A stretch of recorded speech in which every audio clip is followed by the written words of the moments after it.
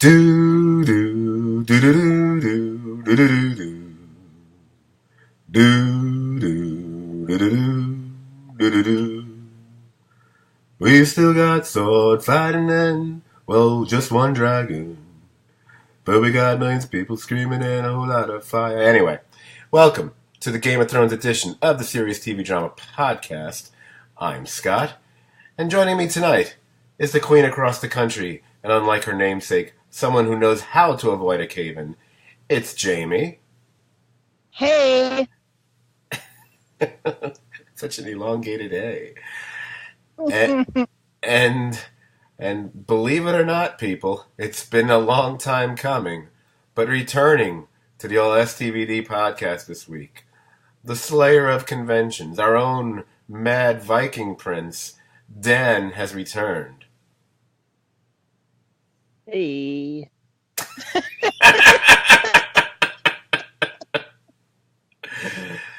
Oh boy. There's even a possibility It's been a while. What were you gonna say? Me back. I said it's been a while. Thanks for having me back on the show. Well, I did have to get the permission of both Jamie and Brian, who have pretty much wrested control of the show for you. But no, of course it's great to have you back. Jeez, it's so weird not to say this Serious TV Drama Podcast with Scott and Dan, because that's still in a goddamn name, you know. That's true. Although now we're finally getting like reviews and ratings for the last couple weeks. It's shocking. It's just a coincidence, I'm sure.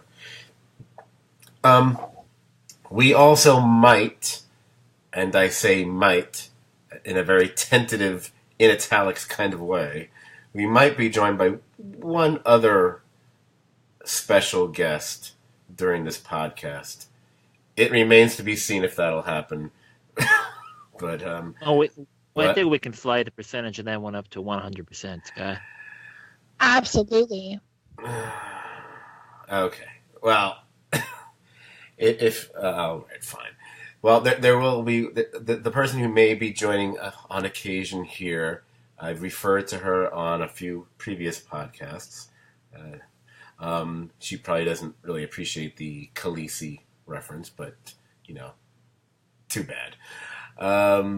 And she's going to have to unmute herself at least for 30 seconds here. So just to let her say hi. We may also be joined by Tiffany. Tiffany, you unmute and say hi.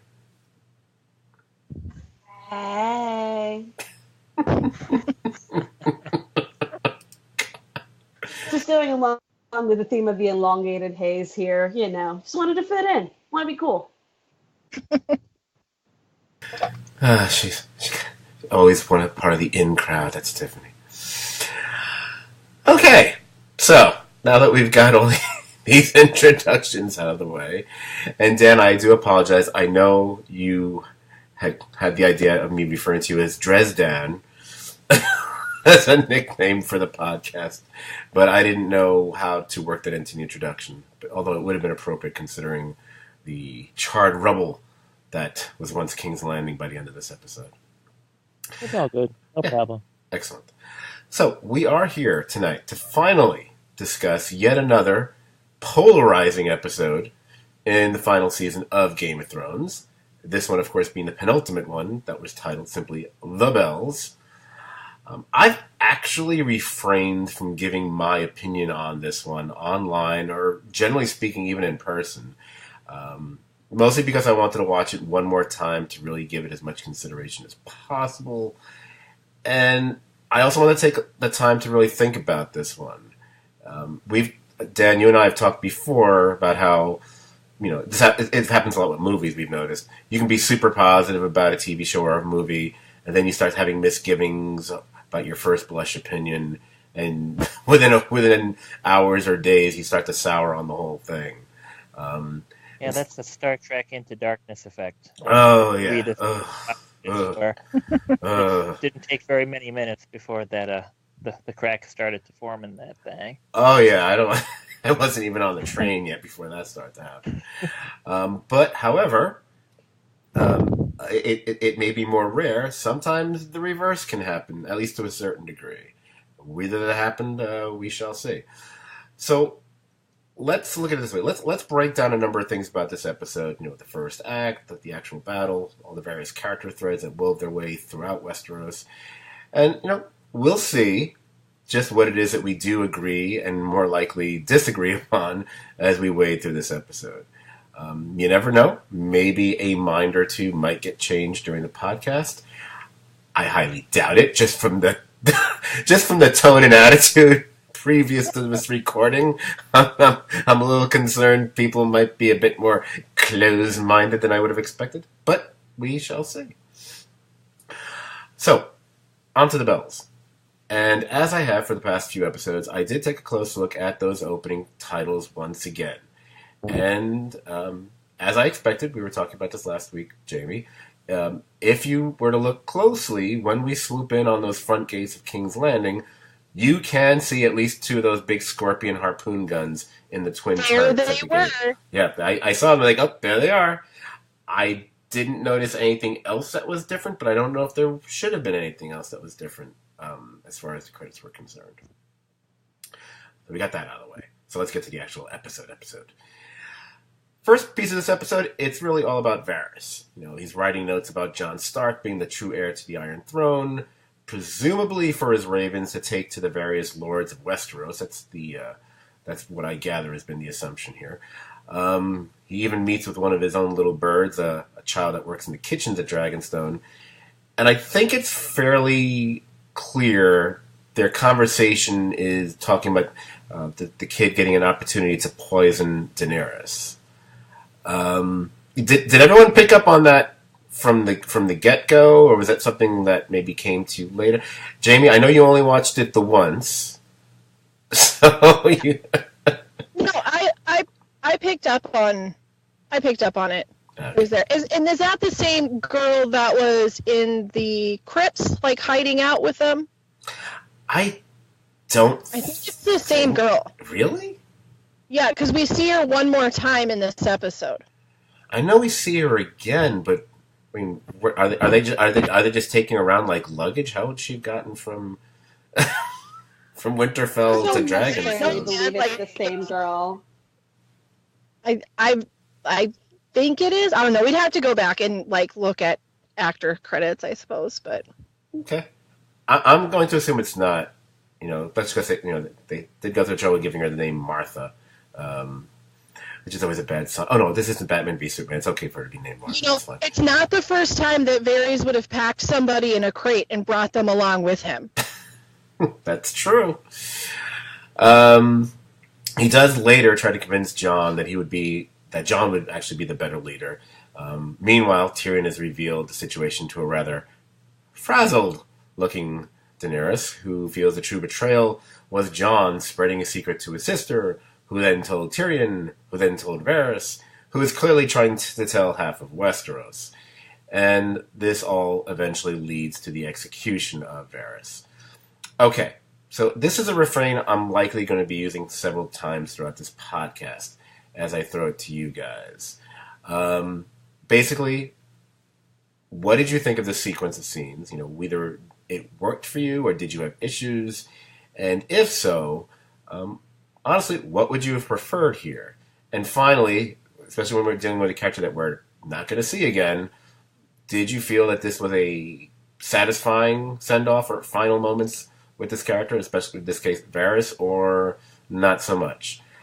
Dan, because it's been a long time. I'm going to start with you on this one. Yeah, I thought this felt kind of, I'm not sure what the word is, truncated, would that be the word? For something that's just too abrupt and doesn't quite, just happen at a more rapid pace than it should have happened.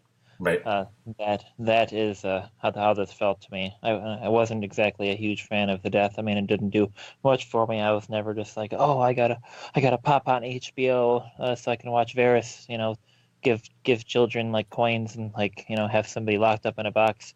And then never really deal with that at all.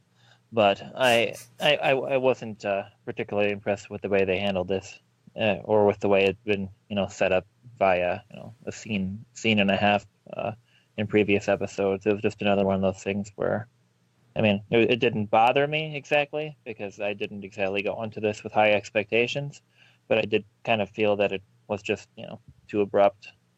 Okay. That was my biggest issue with it, I'd say. And seeing him get, I mean, and the dragon CGI was pretty sweet. However, not like seeing Varys like have the chance to get burned up a little bit, maybe a little bit lame. That's all. Interesting. Jamie? Okay. All right, but before I go, I'm going to start this tangent that we'll weave in and out of here for the rest of this podcast. There are things about the episode I liked, so it's not like I hated every aspect of it. But, like, this scene pretty much cemented the fact that the rest of the episode was probably going to piss me off. We have a character that has been weaving in and out of the proverbial game since season 1 as much, if not more, as someone like Littlefinger. And his death, though we saw it coming, and it's fine, whatever, the character had to go. Like Dan said, it was just... I hate to say that somebody's death scene was lackluster, but, like, it was lackluster. Like, this is fucking Game of Thrones. They know how to kill people. And it was just like, oh, yeah, he's dead now. Okay, let's move on. And so that was like my first indication that this episode was going to drive me in a direction I did not want to go. Because like last week I was like, there's going to be things I don't like, but I'm ready for the ride and I'm going to enjoy it. And this taught me a thing or two about optimism. Wow. And for John not to say a single word about it when he knows that Varys is, I guess, right and not treasonous, just sit there and look uncomfortable. Like Tyrion also. It was weird. I kind of want to respond to that, but as the only, and you need to really identify with Varys being bald and potentially castrated yourself. I feel like you really should have. Oh, wow. Oh. You didn't have to send me that picture, Scott, but I guess I take back the second half of that last comment. So, retraction. I'm gonna slap you over the head with it in a second.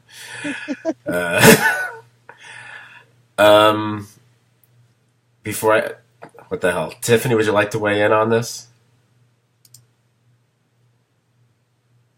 I love Varys. He's one of my favorite characters. You obviously saw Scott at the time. I had to pause that entire moment just because it was just to me, I felt he was a very important character, but just got weaned off, like wavered off to the side.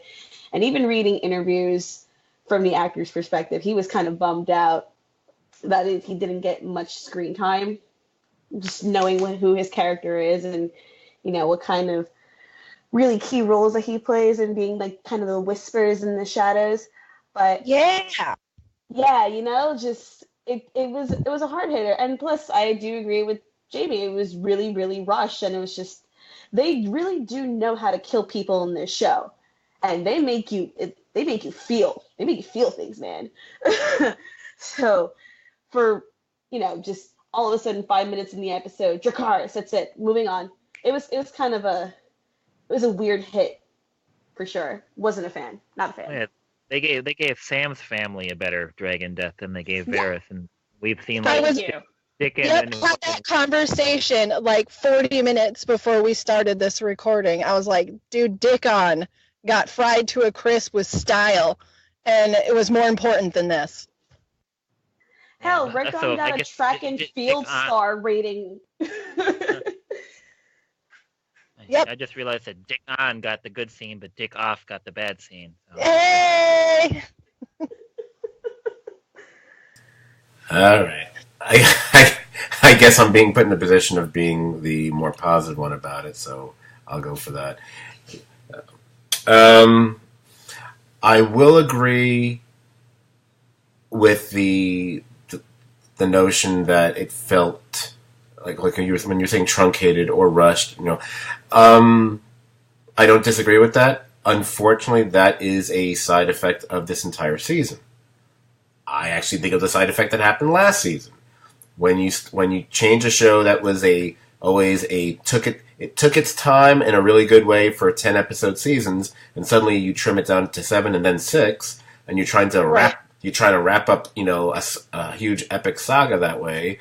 Some things are going to get, no offense to Varys, the shaft. So I do agree about that. Do I think a character like Varys, who granted, I do like the character, do I think that's something that really would have merited being played out over an entire episode, kind of a thing? No, I don't think so at all. I see. My issue is it was like boom, boom, boom, boom at the beginning. Let's get on to the war, kind of a thing, right? And I guess that's the issue here, because you don't usually see. What's interesting about it, if you take the time to think about it for a second, you don't usually see that many successive scenes about the same character one after the other. You're usually cutting back and forth to other things, and then that whole thing takes place over 15, 20, 25 minutes, whatever it is. It was like one right after the other, just filling up the beginning. Like I said, it's like the first act is about Varys being killed off. I wouldn't, unlike some characters on the show, I don't know if anyone would really have a strong emotional connection to Varys. We might think he's an interesting character at times, whatever, but he's always been that sly side commenter type of guy. So I wouldn't have expected it to be something that would have been that, that would have left any sort of emotional impact on me. The little moment with Tyrion where he puts his hand on him and they share that little moment between it, actually that works, and that there's your bit of emotion there. As far as the actual execution, Dan started to hit on it, and I was like, I wanted to say yes, and then you kind of moved into making fun of it, I guess. The shot of the dragon coming out of the shadows behind Daenerys, that was cool. The first of many actually, we've already cursed on this podcast already, haven't we? Fuck cares. That was fucking beautiful. In fact, I'll say right now, because it will be brought up throughout this podcast, whether regardless of positivity or negativity or whatever. One thing about this episode, love it or hate it, for the most part, it's a really good-looking episode. There are a lot of really striking shots in this episode that really stood out. Even in all 70-something episodes of Game of Thrones. And that dragon shot, that was like one of the first ones. Like, ooh, that's really nice. That's really cool the way they pulled it off. So it's like I guess it just didn't bother me because I don't think Varys would have gotten much more ballyhoo anyway. Because as Tiffany referenced an article, I read it also. It was on an interview on Entertainment Weekly or something like that. They've kind of pushed Varys off to the side for a couple seasons now. Literally, once he left Westeros and started to get involved with Daenerys and all that other stuff, he didn't seem to play quite as big a part as he did before. So that's not just indicative of this episode. That's been indicative of his character for a while. The fact that we actually got a few scenes that strung together of him was probably the most screen time he's had altogether in 2.5 seasons, quite frankly. But I guess I did feel it was rushed, but I guess it just didn't bother me the way it bothered some of y'all. But we'll see. I think I might have had a question or two about it. Actually, maybe I just had one. By the way, the thing about you mentioned Jon not saying anything. He does give her a look, and him reacting to it. Does anyone also think of, you go all the way back to season 1, episode 1, when when Ned Stark is executing someone who is actually a sympathetic character, the guy who was like running away from the White Walker and stuff, and he didn't really do anything quote unquote wrong, but there's a certain code of honor, and he left his post, therefore he has to be beheaded. And the same would hold true for Varys. Even if Jon knows his intentions might have been good, his actions and his words were treasonous, and that's the price you pay for treason. So we didn't get like a conversation of him saying, to spare him or anything. It seemed like they knew full well that this was what was going to happen. I think Tyrion even knew full well this was what was going to happen. Well, even Varys even accepted it. I mean, he wasn't arguing or trying to run away. He took off his rings when he heard the guards coming and was like, all right, here we go. About the rings. So I've been wondering about that. I've seen some speculation that people thought that the rings might have actually contained poison. And that that would be the kind of thing he would have on him, and that's why he put them aside. Or okay, if this was season 3, I go, oh yeah, that's totally possible. Wouldn't that be cool? No, we're in season 8. No, he was just taking his rings off because the guards were coming, and he knew he was going to die. And he didn't want to go to his death with jewelry on. Yeah, I mean, you take your rings off when you do the dishes. I mean, he's taking his earthly possessions and setting them aside. I don't think there was anything any bigger to it than that. Okay. I don't know. I wasn't sure. I wasn't sure myself. Dan? My first thought was because he's kind of tied up with some of that Lord of Light shit too, because that's part of what was going on with him having somebody tied up in a box and shit. So when he took it off, my first thought was just maybe he's got like Lord of Light keeping him alive, like the Melisandre was, and that's why he just took his shit off because he was going to die anyway. He really hates magic, though. I don't think he would wear anything magic. He's really against magic. Oh yeah, that's true. Okay. Well, you know what? Hey, we just get devoted 15 minutes to Varys, so just like the episode did. So there, fair is fair. It makes me feel better. I think we cared more. Oh, I can hardly wait. It would have been better if it was all confined to the last episode. I think. I mean, all that the various stuff, but Varys and Tyrion stuff as they try to figure out what to do about Jon. I think that just would have been better in the last episode. They could have maybe cut off, a little bit of drunken stuff and just kept it all in that last one instead of having him just be here. But I could see that. So let's bounce over to we get this little but somewhat fairly important scene between Jon and Daenerys. Basically, it's the scene where I call it the discussion of love and fear. And I think the notable thing in this scene is when they embrace and kiss again. There's a sense that Jon is now finally rejecting her, probably because, unlike the Targaryens, maybe he's not so cool with the whole aunt-nephew thing after all. But that his seeming rejection there, I think, kind of cinches her resolve in the whole, let it be fear thing. So basically, she's pretty much telling you right now, in case you haven't been picking this up for the last number of episodes, is where we're going to be going with her character.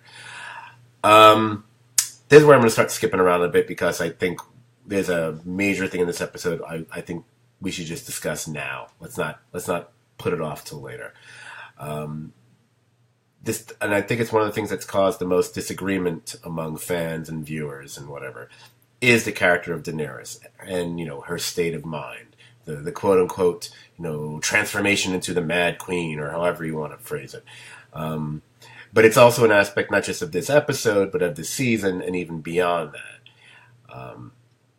I've actually spent more time thinking about that than almost anything else regarding the show in this episode, other than something else, which is also controversial we'll talk about later. And I'm going to say something before I move, and then I'm going to throw it to you guys, because that should be interesting. I'm going to say that I've actually changed my mind about how I felt about what they were doing with her character.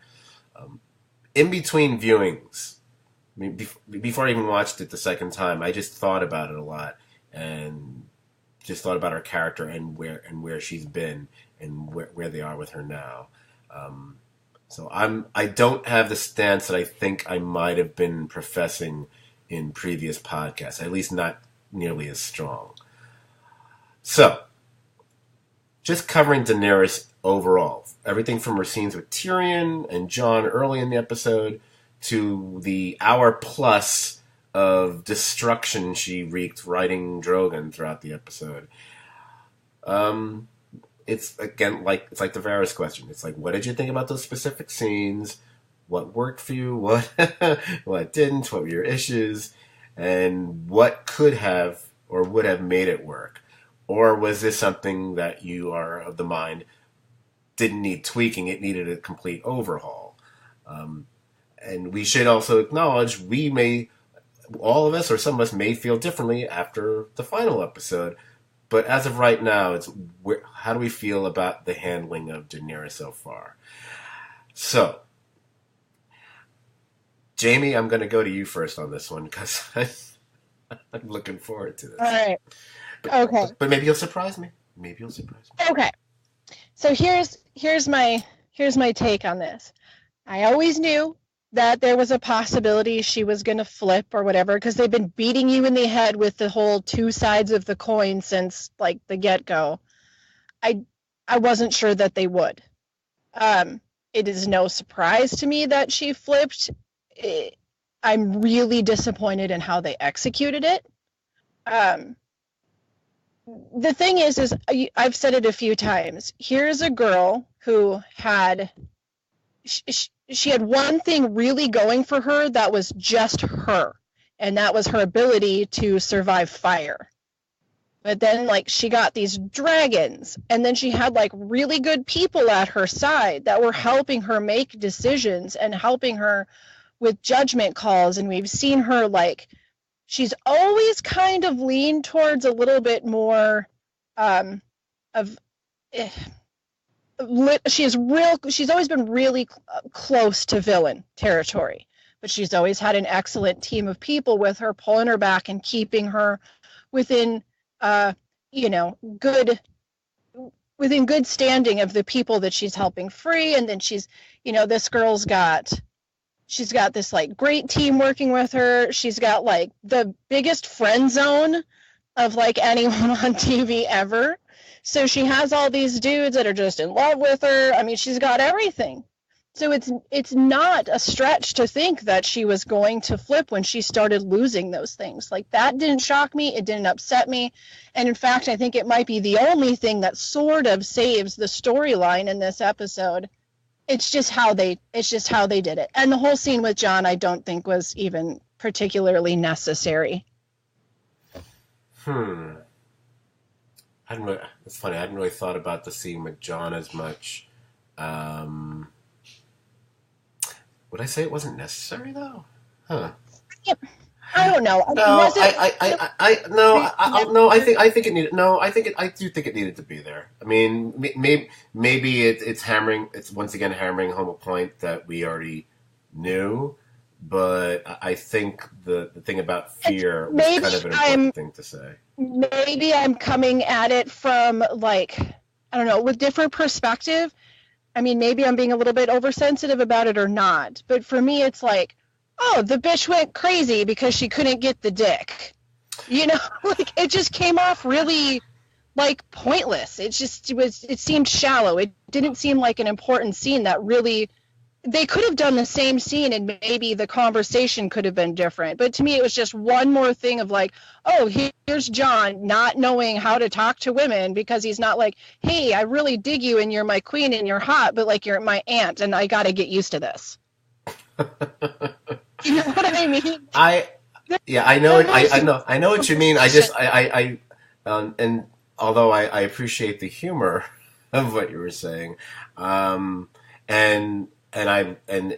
to not be kidding, I do agree there is sometimes both, especially with her character, and even at least one or two other characters on the show, pretty much all the really, outside of Arya, all the really strong female characters on the show, there always is that concern like, oh, they're venturing into, the quote-unquote hysterical female trope, which is always kind of makes me uncomfortable because one of the things that's always been good about the show is really strong female characters. Right. And you know that I've in the past I've stood up for that. I don't feel like they're so lazy that they don't pay attention to that.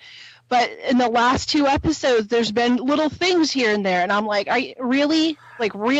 See, I'm just like, well, I'm just gonna have to out and out disagree on it then. I know what you're saying, but I think what you're what you're putting aside, and you started with it because it's how her character, what she's gone through, and again, we're talking about someone who pretty much since birth, even though there's the whole sense of entitlement, because we got that, of course, with her character as well, and her destiny to be the queen and all of this crap, the daughter of the Mad King, she was likely abused horribly by her brother the whole time because they pretty much hint at that when you watch that first season. It seems like there was stuff going on between those two that's just that's Targaryens for you. Then what happens? She gets pretty much sold off to a captor who rapes her. But then they do the fall in love with the rapist concept, which has always been one of those that makes me really uncomfortable. Oh, Jason Momoa is really good looking. Yeah, but he still raped her. And then so on and so forth. I'm not going to recount what's happened over the last 7 seasons. Just to note that one of the only times she ever showed mercy, she paid the price for that with his life or the life of her baby or both or whatever.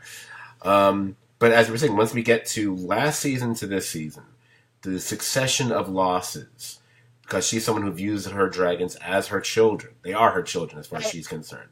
And her closest advisor who she loved, maybe not as a lover, but loved all the same. Friend zone love, to use to bring it back to that.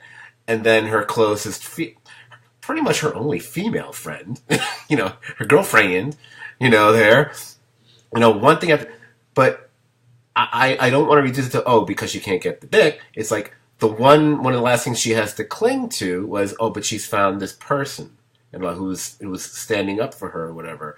And now all of a sudden he's not the person in her life. He's an obstacle. And everything that her entire life's quest could be torn asunder by just his presence, regardless of whether he wants something or not. But see, I could see her going on edge for all of that and flipping her view of how she's going to rule.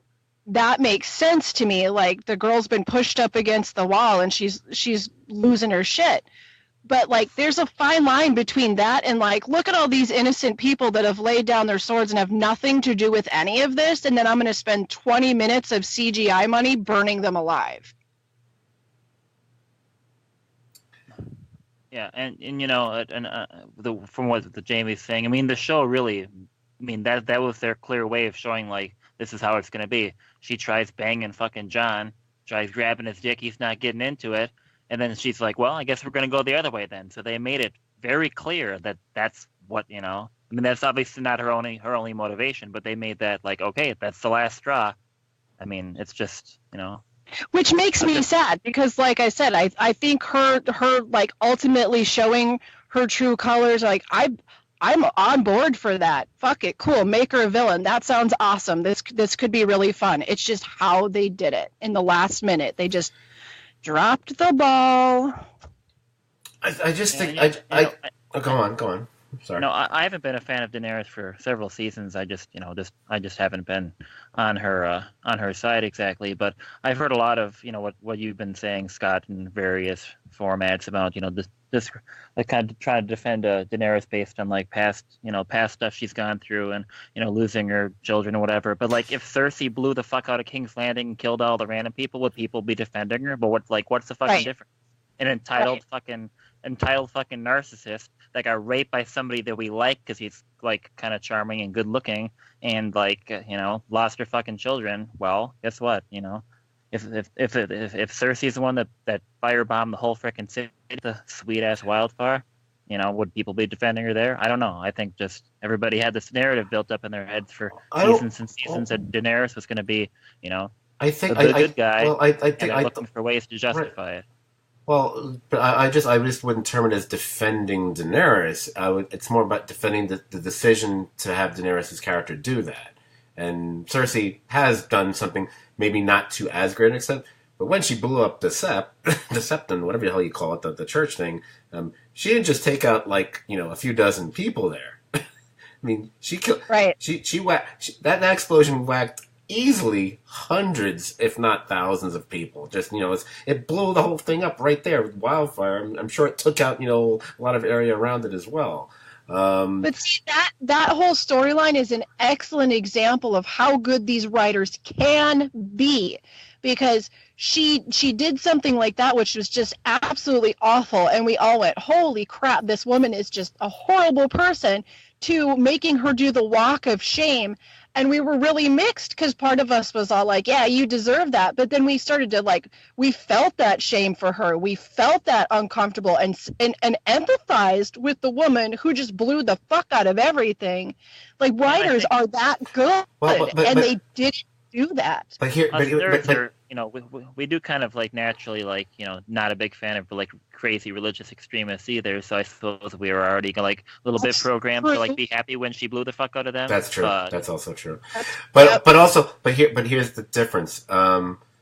What Cersei was doing, what should be seen as just her purely just getting her revenge. The thing with Daenerys, although that would be how she might rationalize what she did as being vengeful. If they have been pushing the narrative from day one that she's going to go, like her dad and like her brother was clearly on track to as well. The thing is, if you go mad, then it's not about rational. You're not able to rationalize your actions. It should be over the top and like, how can you explain this? How can you forgive this? As opposed to Cersei, where at least, even if it was a horrible thing to do by some token because of some of the people who got killed there, like Marjorie and whatever, but you can understand it, from a rational perspective. There is no rational mind that's going to be on board with what Daenerys did, but that's kind of the point. But again, it goes back to, and I think this is the problem with the season. This is the problem with doing a 6-episode season of a show like Game of Thrones. A show like, with fewer characters that stripped down, like Luther or something, you can do that in 6 episodes. Game of Thrones is too big to compact into 6 episodes. So what you were saying about feeling truncated probably applies to this storyline as well. Tiffany, I feel like you want to chime in on the Daenerys talk, because I recall you being kind of having some opinions on it. So I will say the way that, at least this is not Sansa. At least we're not defending Sansa here, because I know Scott has a million and one things to say if Sansa all of a sudden had dragons. Anyway. Hashtag Team Sansa. Hashtag no Sansa. Anyway, I have a lot of mixed feelings for Daenerys.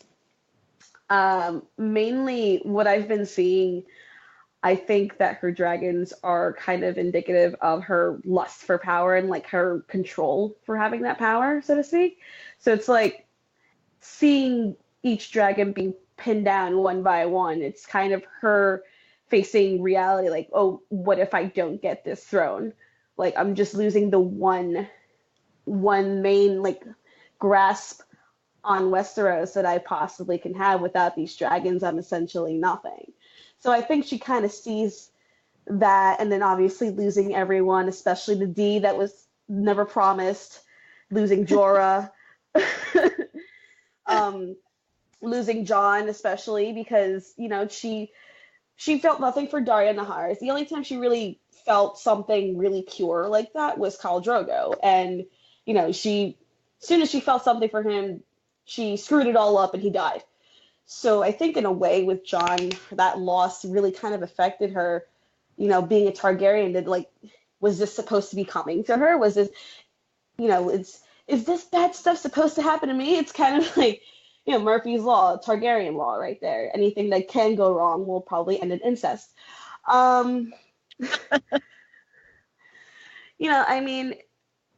She does have that capability of having a soul, but then over the course of those seasons, she just becomes blindsided by that lust for power, and which can be that metaphor for her dragons. Her dragons can be that metaphor for being lost in that. Those are her children.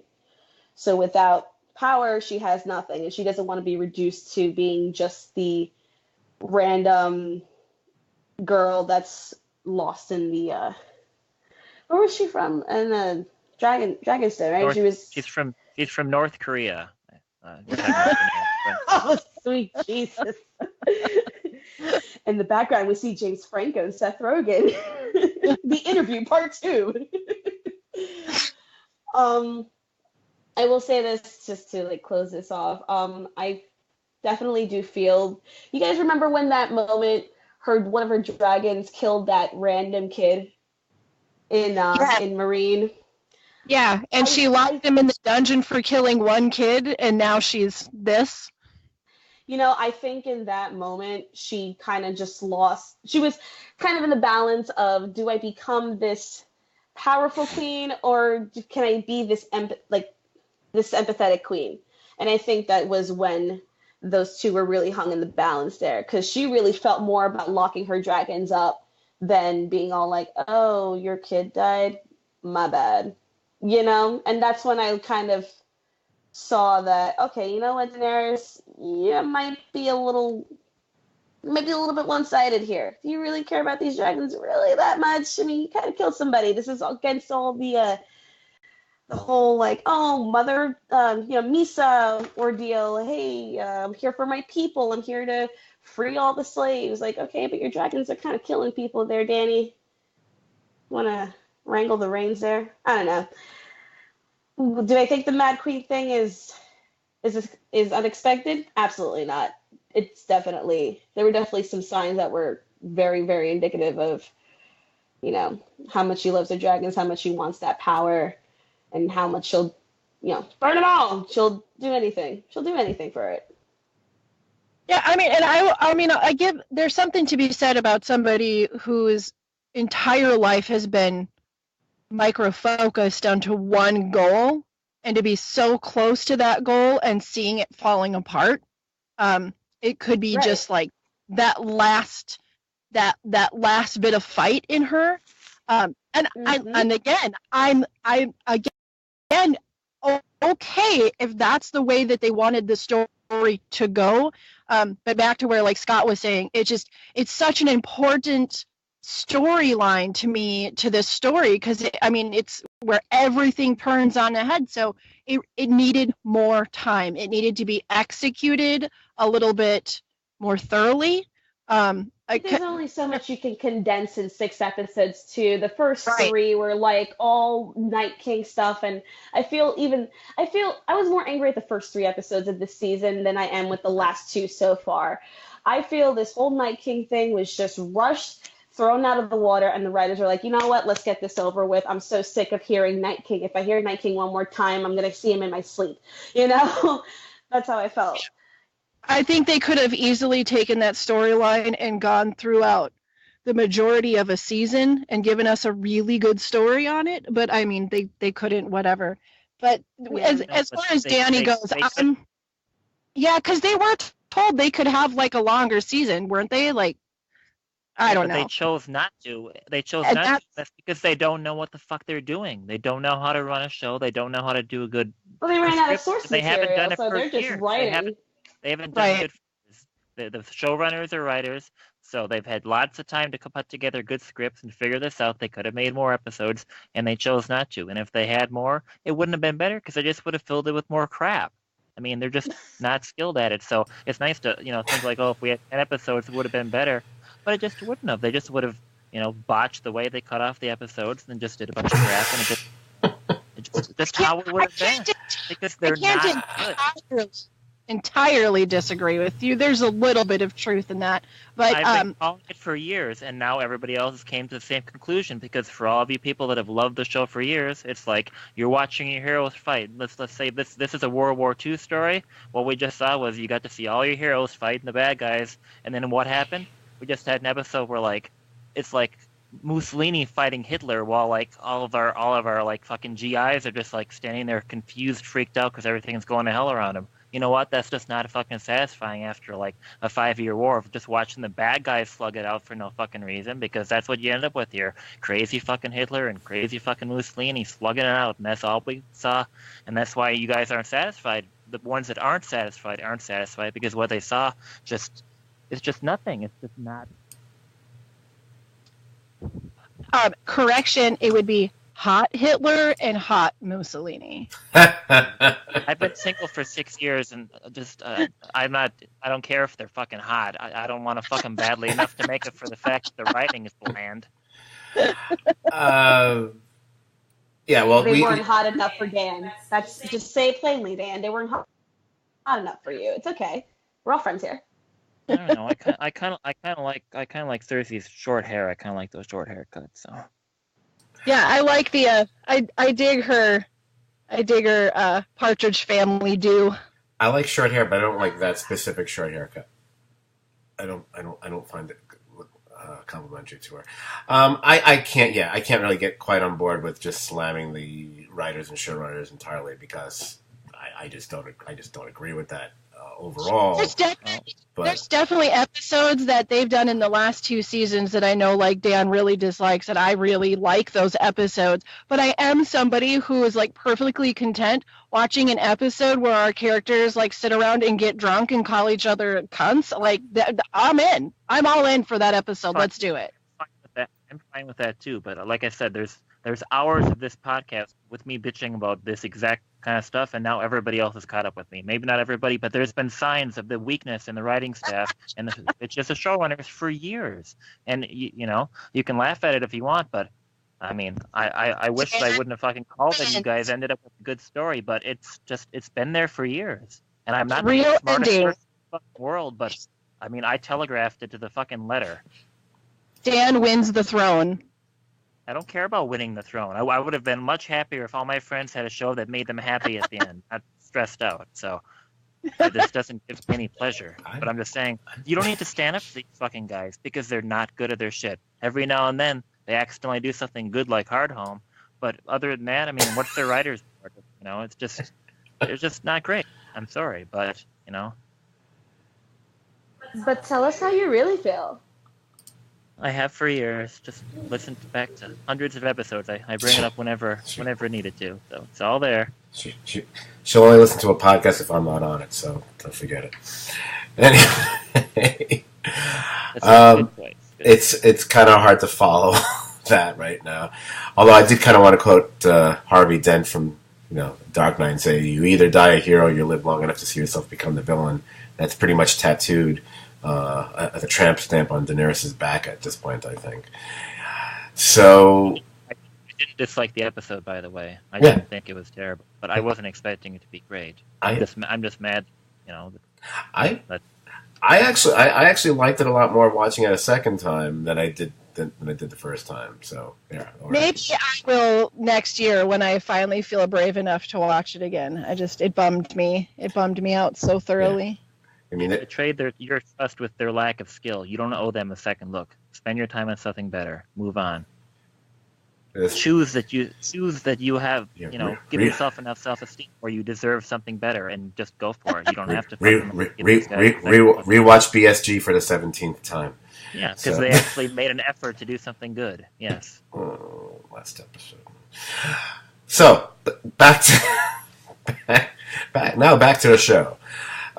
So I figured now that we got the Daenerys thing out of the way, because I knew that was going to be a big conversation. From this point on, let's start little and then we can get bigger as we go along. That's what she said. So, meaning, let's start with Tyrion. And we're talking about the scenes that he had, either the scenes with Daenerys, his final scene with his brother, Jaime, which I think is notable and noteworthy. And, the scenes of him on the battlefield, which, oh, by the way, and me and Tiffany both noted this on the first viewing, one of the really beautiful shot compositions in this episode is that shot of him walking through the torn down wall into King's Landing. That's a really gorgeous shot. That's like poster quality right there. I thought that was really striking. So the question, and I guess we can start with, maybe we'll start with Tiffany. I was just wondering how you felt about the scenes with Tyrion. He is probably, over the course of the show, the most popular character on the show. Did the time we did spend with him, did it work for you? I would say, other than maybe the episode back when, he had to kill his horror lover and then his dad. This is probably, I don't think I've seen Tyrion be as sad for throughout an entire episode as much as he was in this one. This is a guy who's been held prisoner and captive and so on throughout the course of the show. Dinklage's sad eyes were like working overtime throughout this episode, and I don't mean that to sound snarky. I thought he really, dude's probably gonna walk away with the supporting actor Emmy this year. I got that feeling once again. So yeah, I wouldn't be surprised. Yeah, because he's oof. Who wants to go first? I was originally going to go with Dan, but I think Dan, I think you might need to take a breath after what you just did. That's good. Okay, then I'll stick to my plan and go with Dan. Dan, what do you think of Tyrion? Any scene with Dinklage in this episode was great. His facial acting is better than the acting of most of the other cast. And they are good actors. He's just really good at doing that, and he's good at making you empathize with them. And the scene between him and Jamie is terrific. Not you, Jamie. Jamie Lannister, the guy on the show. Not you. Yeah, nobody empathizes with me. It's okay. Yeah. So, well, we have our reasons. But yeah, I mean that was good. However, I guess my only caveat, I guess maybe not a caveat, but you don't see him in the last half of the episode. I thought there should have been at least, maybe another, scene or two of him. I mean, I guess dealing with rubble. I guess that's not specifically compelling, but I just felt that, he disappeared once they started breaking into the city, and we didn't see him after that. Like maybe, didn't need to be done, but I mean, as one of the few things in the episode that I thought was, actually working on like a good show level, it just would have been nice to see a little bit more of him. Maybe he was trapped under a pebble or something. He might have been. I agree. I think the scene with Jamie especially was a really strong scene, and actually in an episode of this nature, maybe one of the only genuinely emotional moments I had for this episode, and I'm assuming a lot of other people did. When they talk about how he was the only one who stood up for him, who didn't think of him when everyone else thought of him as a little monster, and so on and so forth.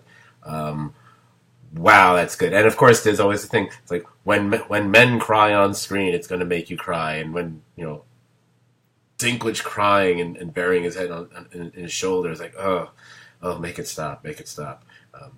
Yeah, it was really good. I mean, but I would have to attribute that to the strength of the two actors more so than the way the writers. I mean, the writers were able to draw on stuff from earlier seasons about their relationship, but everything about this ridiculous plan to like go get Cersei to like sneak out through the city. I mean, the whole plan itself was stupid as shit. But everything but the rest of the scene was it's just a dumb plan. I know they're desperate. I'm not. Okay, I'll agree with you on that. I will also point out and maybe it goes along with what you've been saying all along, although I think this actually traces back to the George R.R. Martin era of the show as well. The characters, Tyrion included, for sure, are kind of known for really stupid plans. We've seen lots of movies like that. Like I was, comparing this to a World War II movie, we've seen a lot of people in World War II movies make really stupid decisions. So I'm not faulting the show for that. I just didn't find that the plan part was the weakest part of the scene between Jamie and Tyrion. Can I just interject and with my snippiness here? Yeah, go for it. I thought that scene was great. I'm not going to argue with that.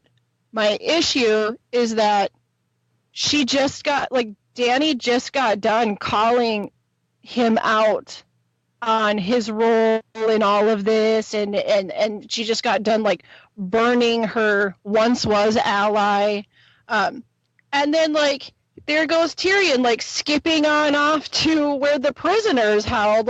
Did she not have anybody watching? Did she have nobody watching? She's questioning everything. If she's supposed to be getting all paranoid and crazy, why was nobody watching that he was going and he just unlocked his brother and said, "See you later, dude," and he was able to ride off to freedom? Thank you. It's lame. It's like watching. It's like Admiral Nita watching Darth Vader like deliberately choke out Admiral Ozzel and making him in command, and then like in the next scene you have Admiral Nita or Admiral Piet just letting the Millennium Falcon go on purpose after saying like "Don't fail me or you're gonna get fucking killed." That's like exactly how it was. It was just dumb. Just like it's like that, but with more dirt. Yeah. Okay, I was waiting for someone to try to do that. I didn't know it would be you, Jamie, but okay, fine. Okay, okay. Let me tackle this one by one. Wow, I love the fact I get to do this with Jamie instead of Dan. It's kind of funny. It makes it more fun, actually. Number one, the idea that she would send out like one of her own spies to spy on Tyrion was like, no. She's never shown a tendency to ever have done that before. Then there's no one left around her. And she's already in a state of, she's in a fucking tizzy, and she's about to be attacking Westeros in a couple hours. No, she's not spending time doing that. She's got the entire army of like the Unsullied and like 5 Dothraki left. She's got guys out there that could just be like, oh hey, dude's down there letting his brother go. I'm not going to get on board with that. That's to me that's just this kind of a hypothetical. What? No. He sends them away. They're not there. He shows that he's the hand of the queen. He outranks everyone else except her. They leave. There's nothing that crazy about that. He spoke to Davos beforehand. You're the greatest smuggler here in the world, supposedly, which means Davos is the person who actually smuggles Jaime out of there. That's what that's about. You know? Right. The Unsullied are really dumb too. None of them, even Obama, none of them are the least bit intelligent ever. So we can't expect them to have growth. Except for the dude with one nipple. Like if he was there, he would have called bullshit. But we finally got an Unsullied that wasn't Grey Worm to speak. And I think that's the first time in the history of this show that we've heard anyone other than Grey Worm speak that was an Unsullied. So that was kind of like, whoa, I didn't even know what kind of accent he would have. It was pretty funny, Tyrion trying to speak, Unsullied language. Yeah, he's always... And the guy's like, I speak English, bitch. Whenever he tries to speak another language, it always ends with him trying to feed them babies. More foreshadowing. So, I mean, yeah, it's just there are so many things, whether it be this episode or any other episodes, that I have no problem giving fault to or pointing out the silliness of. That I'm just like, no, that's I personally think that's a stretch. You know, does it really matter in the storyline that we're presented with? No, it doesn't really matter. But like when I'm sitting there and I'm already getting like pissed off at the direction this episode is going. Yeah, I get that. Yeah, like if you're like, are you serious? Oh yeah, if you're already in, because Lord knows over the last 200 and the previous 229 podcasts, there have been any number of shows that we've talked about that once we got a hate on for them, we were picking apart every little thing we could. Whereas if we were in love with the show, we let those things slide on by. Of course, if you're already kind of like annoyed at what's going on, then oh my god, of course you can be. And to be fair, this is the first episode of Game of Thrones that I've really ever seriously hated on. But man, it's like I'm really hating on it. I know, I love it. It's so fucking hot. Oh yeah, good stuff. All right, no ejaculates on the podcast. Not until we're done. We'll save that for the special video episode. Oh man. We're the scratch and sniff episode, hopefully. I love because Tiffany's on mute, but I can hear her reacting in the background, which is making me laugh. Oh boy. Was there anything else that I wanted to pipe in about on this one? No. No. Was there anything else about Tyrion? Anyone else wanted to pop in before I move to the next section here? Anybody? No. Oh, well, okay. Go for it, Tiffany. Do it. Do it to it.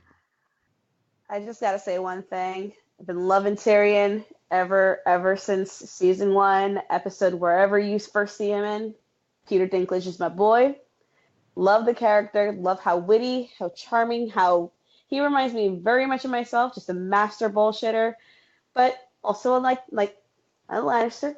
Sometimes they have a little heart of gold here every so often. Gotta give him credit. But man, this season, our boy is dumb. Dumb. Oh no, I've never been more disappointed in a character.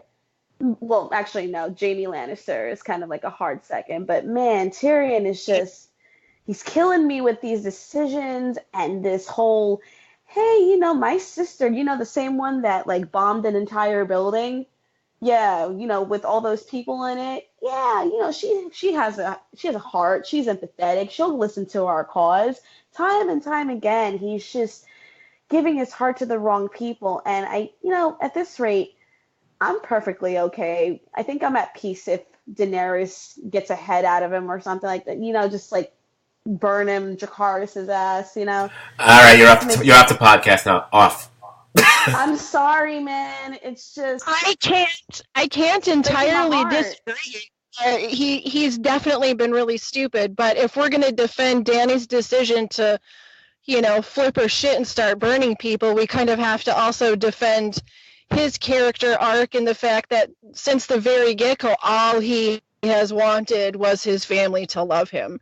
And Dany's his family too now, so he's always going to try to see the positive side because he's got he wants when he tells the story about the woman that he married when he was younger and then like later on I can't remember her name, the one who ends up betraying him.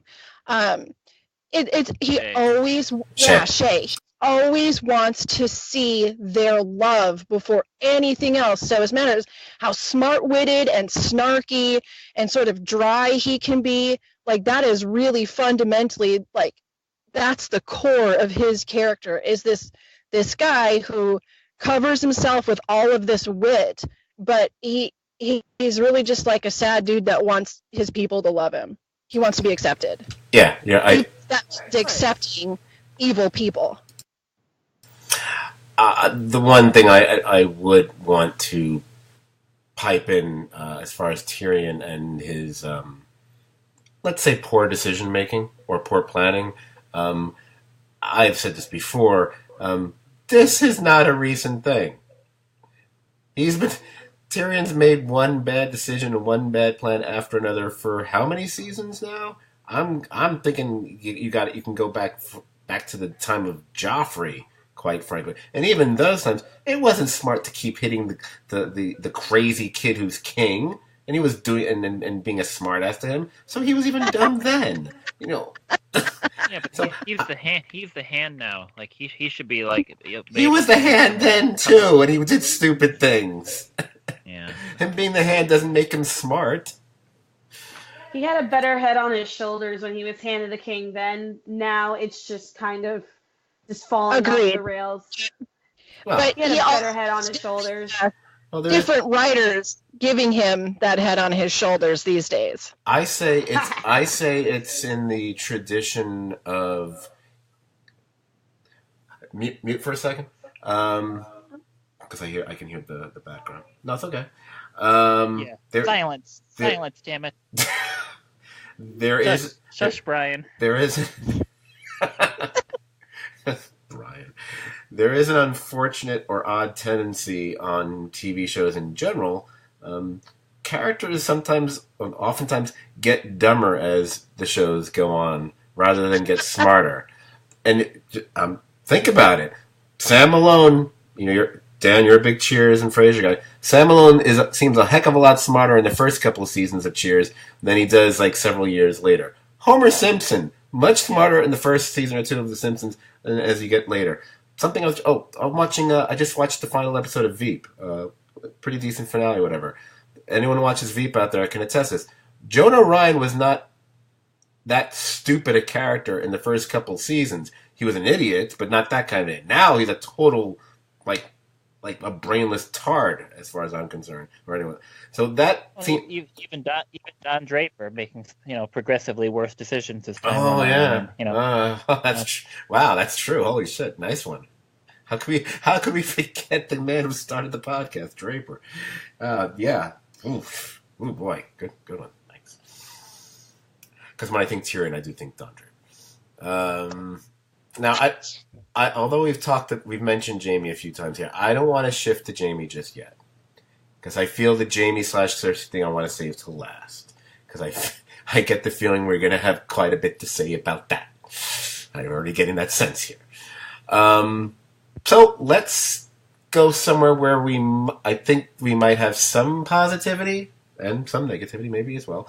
Let's switch over to, this is around the time in the episode where Arya and the Hound appear. That's when Arya shows up and she announces that she's there to kill the Queen. Basically, we follow them throughout King's Landing.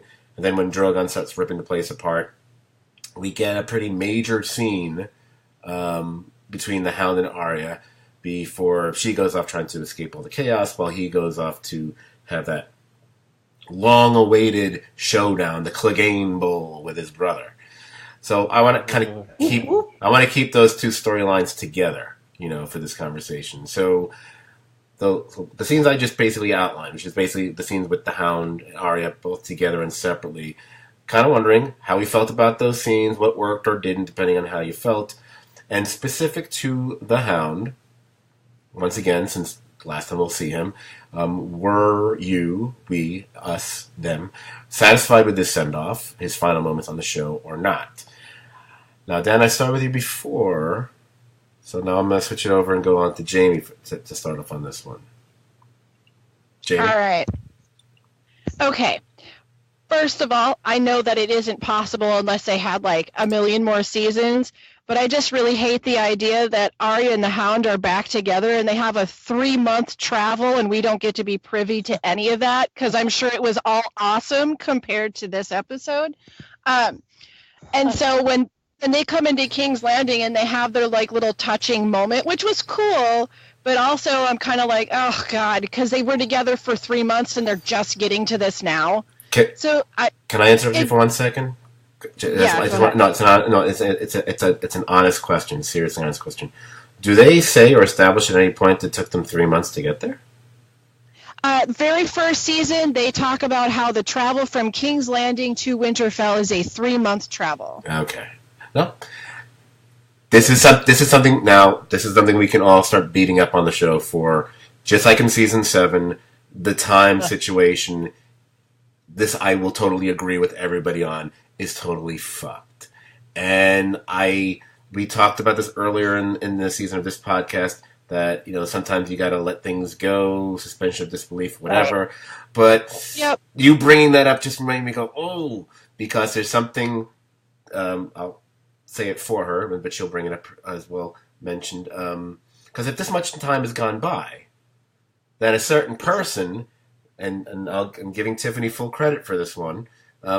Certain person should be showing, because then it's not just days or weeks. If we're saying exactly 3 months passed, so I'm wondering if the writers just, and this now goes to what Dan is saying, did they just forget?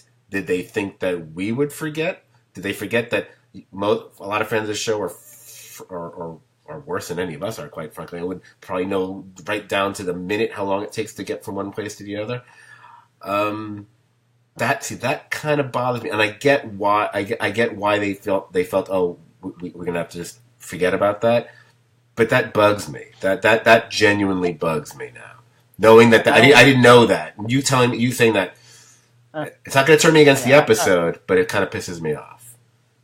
I'm not particularly bothered by that exactly, just because I've kind of made peace with that over the last couple of seasons. But what bothers me is they're traveling for 3 months together. No, it's just like, here's like the scenario. Like me and Jaime, like if like we really want to have New York pizza, we want to go to New York City and have some delicious pizza. So we walk from bumfuck Midwest to New York City, and then when we get there, I turn to her just be like, well, if you eat the pizza, you're gonna gain weight, so why don't you just like go home? And Jamie's just like, okay, I'm going to. No. You're cute, but that's no. That's if you get to the pizzeria and all of a sudden, 100,000, troops marching or blowing the place up. That might be something like, hey, you know what? As much as we want the pizza, maybe it's best that you don't stick around for this and you kind of get the hell out of here. Well, here's the thing. I would see that there was 100,000 troops marching in on the city and on top of the pizza well before I entered the city, and I'd go, you know what? Fuck it. And then, we'd go get chicken. Well, maybe it was like the Avengers, and they just came out of the sky out of nowhere, so it's more like an alien. By the way, there's all sorts of ways that we could do this. But at the end of it, they traveled together for 3 months and, waited until the last minute to be like, oh, hey, I dig you. I don't want you to be like me because I suck, kind of. And she's like, you're right. You kind of do. I'm out of here. Later. It's been real. And then And then she goes and runs around for 15 minutes, which we watched her do on the previous episode. And I found their goodbye to be kind of touching, this this kind of her second father. Her father got killed in King's Landing. It's been a while, whatever. But they're my favorite duo ever. But it doesn't hold up to any scrutiny when you give it any kind of thought at all. So then it's just exactly. Narratively unsatisfying. Emotionally, it was good. When the part where he puts his hand on her head, I like that. It was fine. Here's the thing. I absolutely agree with you, but it's actually, I can't believe I'm saying this. Don't tell me New York pizza isn't worth walking across the country for, because that's a complete reversal of your previous position. No. We're not talking about Chicago Slurpee pizza. We're talking it was more important to it's more important to me that scene worked on an emotional level than it did on a story logic level. Sure. Yeah. And for sure. And quite frankly, I will forgive the idea finally they had this moment of the realization you don't want to be like me, because what those actors pull, especially is it Rory McLean? I can't remember. Is that how what his name? McCann. Guy who has to deal with wearing all the outfit he has to and all those prosthetics, whatever. Does a remarkable job in this episode. He's always been good in the show. Remarkable job in this episode, especially in that scene. It really works when she calls him by his name, which is one of the only times I think anyone's referred to him by his actual name. That to me is what makes it memorable, and if it's memorable, that makes it more important than whether it worked on a lot. I get it, and when Jamie just pointed out it took them 3 months to get there, which I honestly didn't realize. I thought maybe a couple weeks. I was like, fuck you, 3 months. That bothers me, but her saying Sandor carries it over. I do agree her running around was kind of... how many times? That's what she's. This is basically the what do you call it? There's Arya gets cardio work this season because all she's doing is running around from place to place. It goes back to the first season when she's like, "I can be quick." Yes, you can. You can be quick in every episode. You've shown us this. But compare this to the scene we were just talking about, where the Tyrion and Jamie goodbye. That scene was earned. This scene was also earned, but this scene feels a lot more contrived with the way they set it up, so then it's just less emotionally satisfying to me because it just doesn't, even though it's good, the math doesn't quite add up. And there's no reason they couldn't have found a more intelligent way to do that, I think. They didn't have to, but... I think I agree up to a point. I mean, the scene still works for me. I just don't... I don't know if she should have just gone along with what he said, and that's what bothers me about it. Question: do you think that maybe part of it is because I don't want to say the novelty, but for the lack of limited vocabulary, that we just saw him have a moment with Sansa that was sort of similar, and there was a lot of feels in that little moment where he's like, you should have come with me. Yeah. I do like the mirroring of that, saying you should have come with me, to him now saying you need to get away and not come with me. But do you think that maybe that kind of like wore this a little thin. I hadn't thought of it that way. It's interesting. Maybe. What do you think, Tiffany? Hashtag no Sansa. That's all I gotta say about that. Sorry.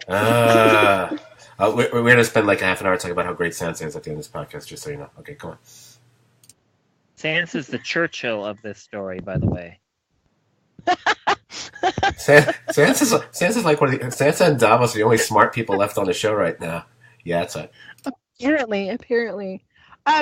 But you know, when they kind of started in with our whole Clegane Bowl moment, though, like, again, like you were saying earlier, it looked amazing, and it was kind of like there was two really great moments, you know, when you know, we get a head squish and a throw, and it's like so abrupt. It was like, no, bad, and just threw, and that was hilarious. See, you're complaining about Varys. I mean, at least Varys didn't go out like Qyburn. That was a quick, abrupt death. It was like the most perfect death, though, in the entire episode. No, like, that really was. I loved it. No, I loved it. But and then, like, Cersei walking down the steps, like, getting around them, like, I laughed so hard. Like, I'm just get the fuck out of here and leave the two of you to this. That. There are people. And reading comments like this just makes me go, you know what? You just shouldn't be allowed to watch TV because you don't get things. Who are like, I don't understand why the Hound didn't just strike Cersei down while she was walking past him. And it's like, that's not his. He doesn't want to fight. That's not his problem. That's not what he's there for. That's not what he would be doing. That's not the Hound. It doesn't make any sense. It took me a few seconds to remember that Qyburn had zombified the mountain. So then once I remembered that, I chuckled, a second time because Cersei had already tiptoed through there. So that was satisfying. The fact that the creator being killed by his own thing. I mean, the fact they got a little Frankenstein moment in there was was actually really smart, really smart. But going back to what Jamie was saying, Jamie. That was one of the three shots that will stay with me as far as just looks wise. There's that shot with the mountain standing up there, them all standing, and the sky, the top when you see the sky pouring in. It looked like some masterful painting. It was so beautiful to look at. And dragon in the background. Yeah, it was sweet. I'm not going to complain about the looks. Pretty much on anything in this episode, like you said earlier, everything looked amazing. The people on the pirate ships are like, the green screen was really bad on that, but everything else looked pretty realistic for the most part. Some of the dragon flyovers were kind of, you could tell that maybe they didn't spend quite as much time on them, but 98% of it was pretty solid. But the pirate ship was pretty bad. I could point out a couple things that didn't look great in Endgame too, and they spent $350 million on that movie, so. Yeah, and the story wasn't garbage too, so there's also that. There's that, right? Tiffany, I feel like I think I might have cut you off there. Was there something you wanted to get you involved in the Arya Hound conversation there? I found that scene to be one of the best scenes in the entire episode, to be honest with you. That whole interaction between them was just really heart-wrenching. I do agree with Jamie said. I wish we could have gotten a little bit more throughout the episode, or at least throughout the season. Give us a little bit something. But, that was a good send-off to close that chapter on that relationship. They've always been a really great pair. Pretty much the Hound kind of taught Arya how to harden herself and really become a killer. She was just a soft, meek little thing in the beginning. She's just grown to be this badass, complete badass, Xena-like warrior princess. It's amazing. That was a great send-off. I really wish we got more out of them. I did get a laugh out of seeing one scene there riding in their horses, kind of like Andy Griffin style, up into Winterfell, and then like the next scene, like 2 minutes later, it's like, oh, we're here. I will say another thing about Clegane Bowl. Clegane Bowl! I've been waiting for that all season. It's great. Fantastic shots. Great, really well done. I will say Did anybody else think of tiptoe through the tulips when Cersei was just like gliding between them? It was just like, tiptoe out of this shit. Yeah, that's all I gotta say about that. Great scene in there. Everything about that was just perfect. Yeah, we can at least give for all the crap that many people are giving the show, and some of it rightfully so. At least one of the things that they've been building up to for like forever, I think, was the showdown between those two characters. And maybe in the long scheme of things, it's not important to the overall story, but for anyone who really liked the Hound character, and I think most people did, this is something we've kind of been waiting for. And unlike a certain other battle in the episode, which we're going to get to shortly, this one did not disappoint. And the fact that the poetry of the fact that the realization that it was going to take them being plummeting into fire was the only thing that was going to, end this fight and finally kill the mountain, was just perfect because of what fire represents to the Hound and their relationship, since it was the mountain who burned his brother's face to begin with and everything. So there was something really nice about that. Speaking of poetic things, the one thing we didn't mention yet with Arya, after her travails through the chaos of King's Landing, and let's be honest, I think a lot of that was done for there's only two reasons you do, 15 minutes of her running around and walking around and being knocked out and then looking like she just woke up from 9/11 or whatever. Yeah. Tiffany just laughed at that. Two things. And one of them could have been accomplished with Tyrion, to go to Dan's point earlier, and they kind of just didn't use him for it. It's one, to have someone be our eyes and ears for what it was like in King's Landing throughout this whole thing. And it's also to fuel what may fuel her in the finale, since she would be one of the likely possible suspects in a possible murder of a possible character in the finale, if that should happen. I think someone's list might be starting up again, regardless of what Sandor told her. The horse. So, yeah, I'm torn on the horse. I already know where Jamie's on. She hasn't mentioned it, but I know where her head is. So, because you're not as bad as someone back in I won't get into that. Someone when we were getting together in North Carolina was talking about how she thought the whole knighting of Brienne in the second episode was contrived and stupid. And I was looking at it, it's like, you have no soul. the best one of the best scenes in an episode of Game of Thrones, period, and you saying it was contrived. Shut up. It is kind of contrived. It's just like, hey, let's do this. We don't have time to do it, so let's just let's make. It's just like making Gendry a freaking king. No, it's just like, hey, we ran out of time to do this organically, so let's just hey, we can do whatever we want. How would you do that? No, I'm sorry. No. Something like that wouldn't be something that would be planned out and go over a stretch of episodes. That's exactly. It wasn't planned out. But it wouldn't work that way. I'm going to throw my hat in here. It wasn't contrived. It was awesome. She finally got the due respect from the boys club that she fucking deserved. What was the problem is in the following episode, the dude that gave her mad respect fucked her and then left. Yes. We're going to...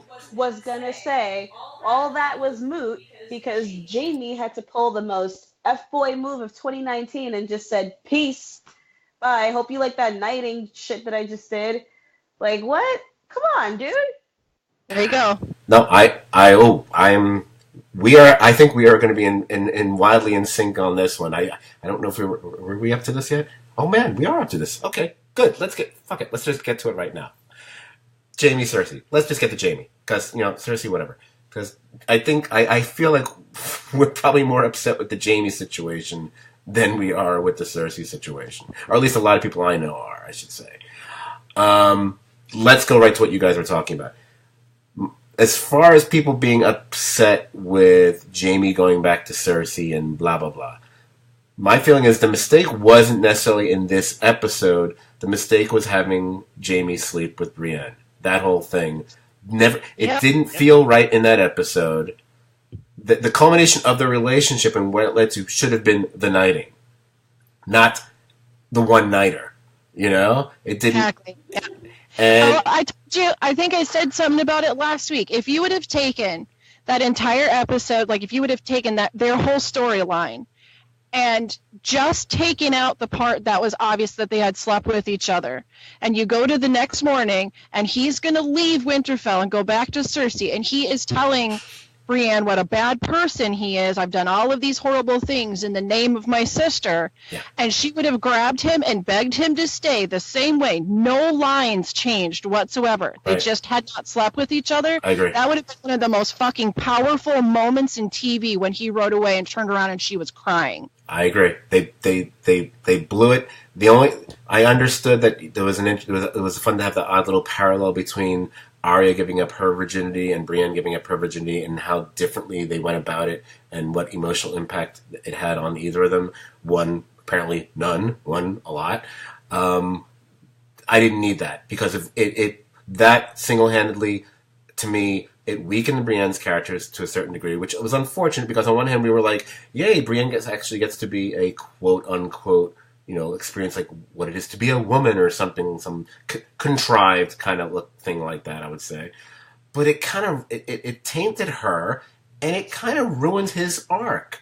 His arc was, pound for pound, he probably has one of the best character arcs from season 1 through till you get to this season. Yeah. And it's kind of like it's kind of like someone getting. I'll use it like as a football analogy. Like you caught the ball on one side, and you're running across the whole thing, and you fumbled it just before you were going to get a touchdown, like on the 1 yard line.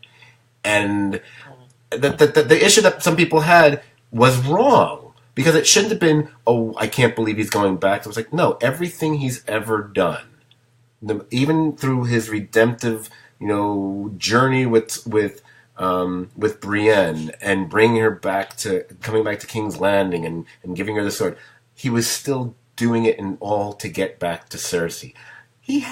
They banged next to his son's corpse, for God's sake, when he got back. It's always been about this.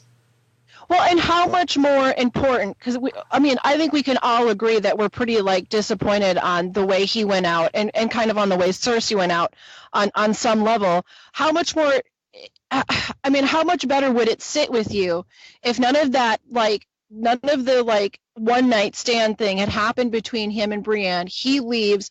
She's desperate because this man that she loves and respects is off, and she knows he's going to die. And then he goes and does those things, and he dies with Cersei. It all makes fucking sense. It's fine. But that whole spot with that little affair moment with Brienne, I don't know. I think I'm with you. It just derailed his whole arc. It's like I'm listening to an angry Canadian right now, and it's pretty sweet. It comes out sometimes, that accent.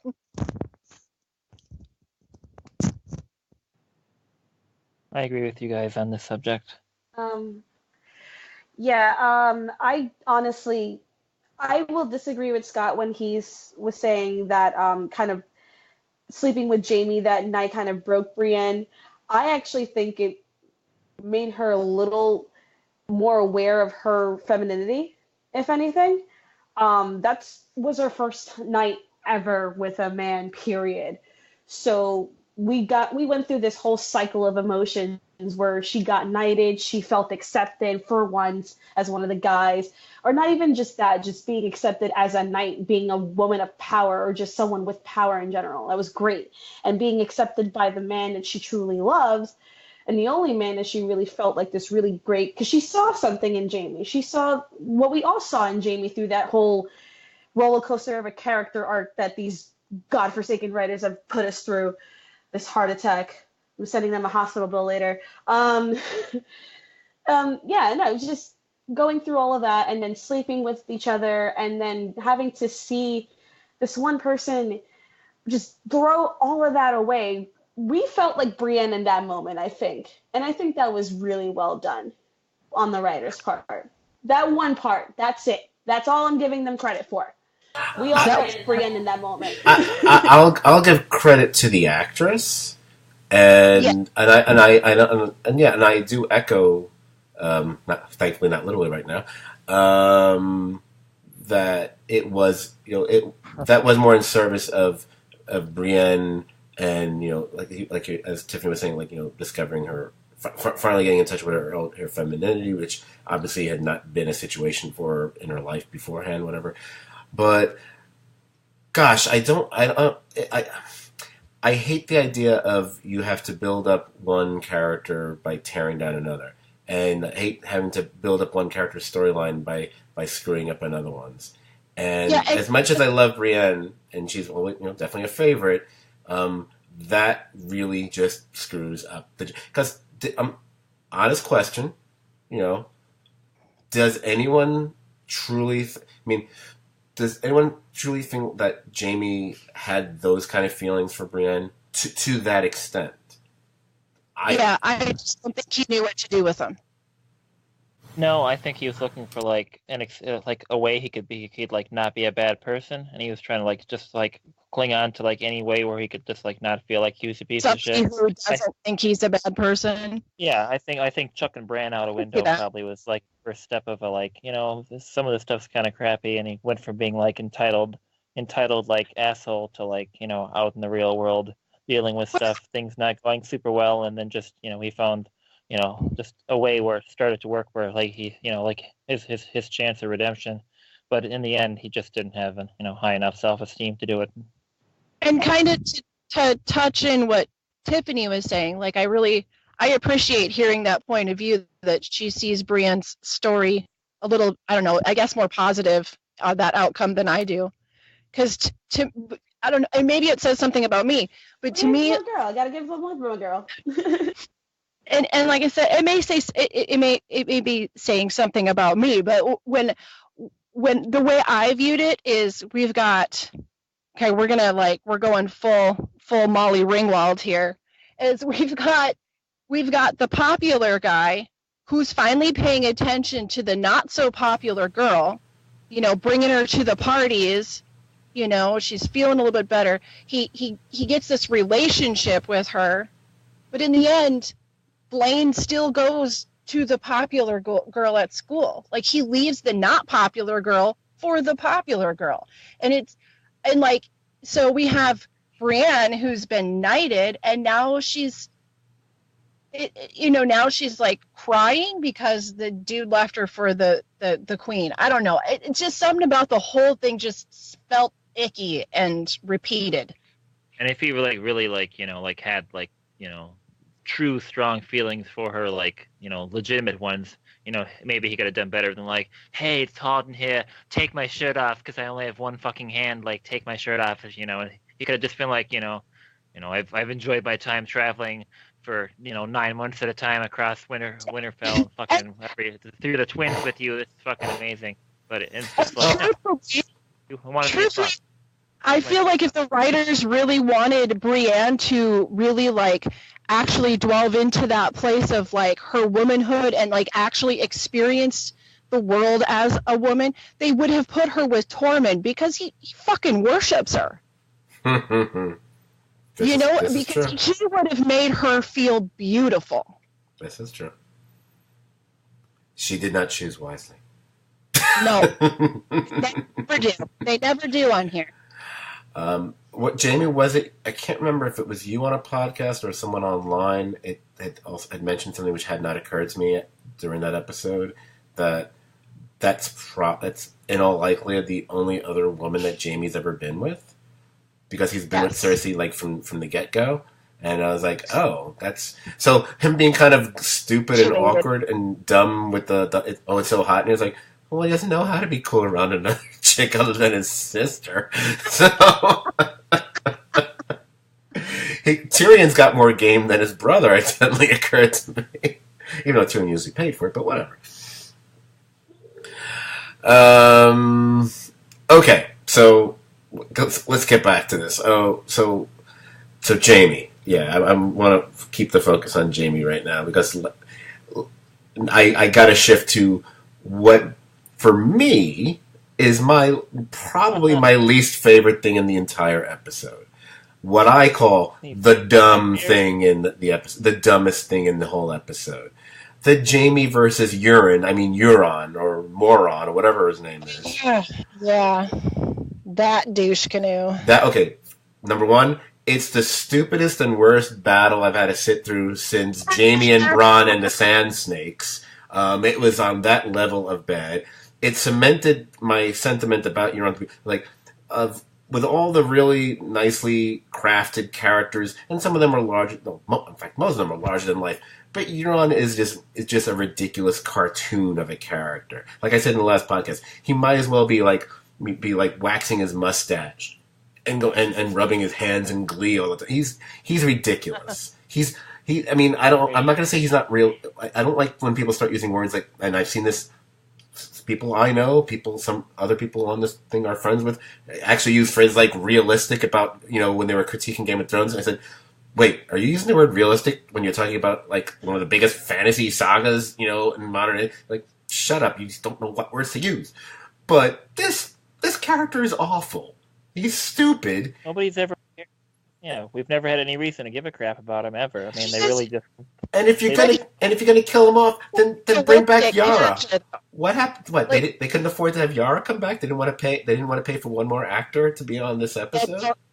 That shit pisses me off. I wanted Yara to come in, and it didn't have to be in this episode. I don't know. Even if they would have just let me believe that Yara was the one that eventually took him out, for Christ's sake. They didn't have to have that stupid fight. He could have just said, he could have said, just like, he could have done what he implied he was going to do at the end of season 7, but it turned out he was just playing a little joke with Cersei and said, well, this time he really is getting the hell out of Dodge and heads back to the Iron Islands, and could have seen just one scene of him showing up, and Yara and, 100 troops are there, waiting for him on the shores, and he's led away to be killed or whatever.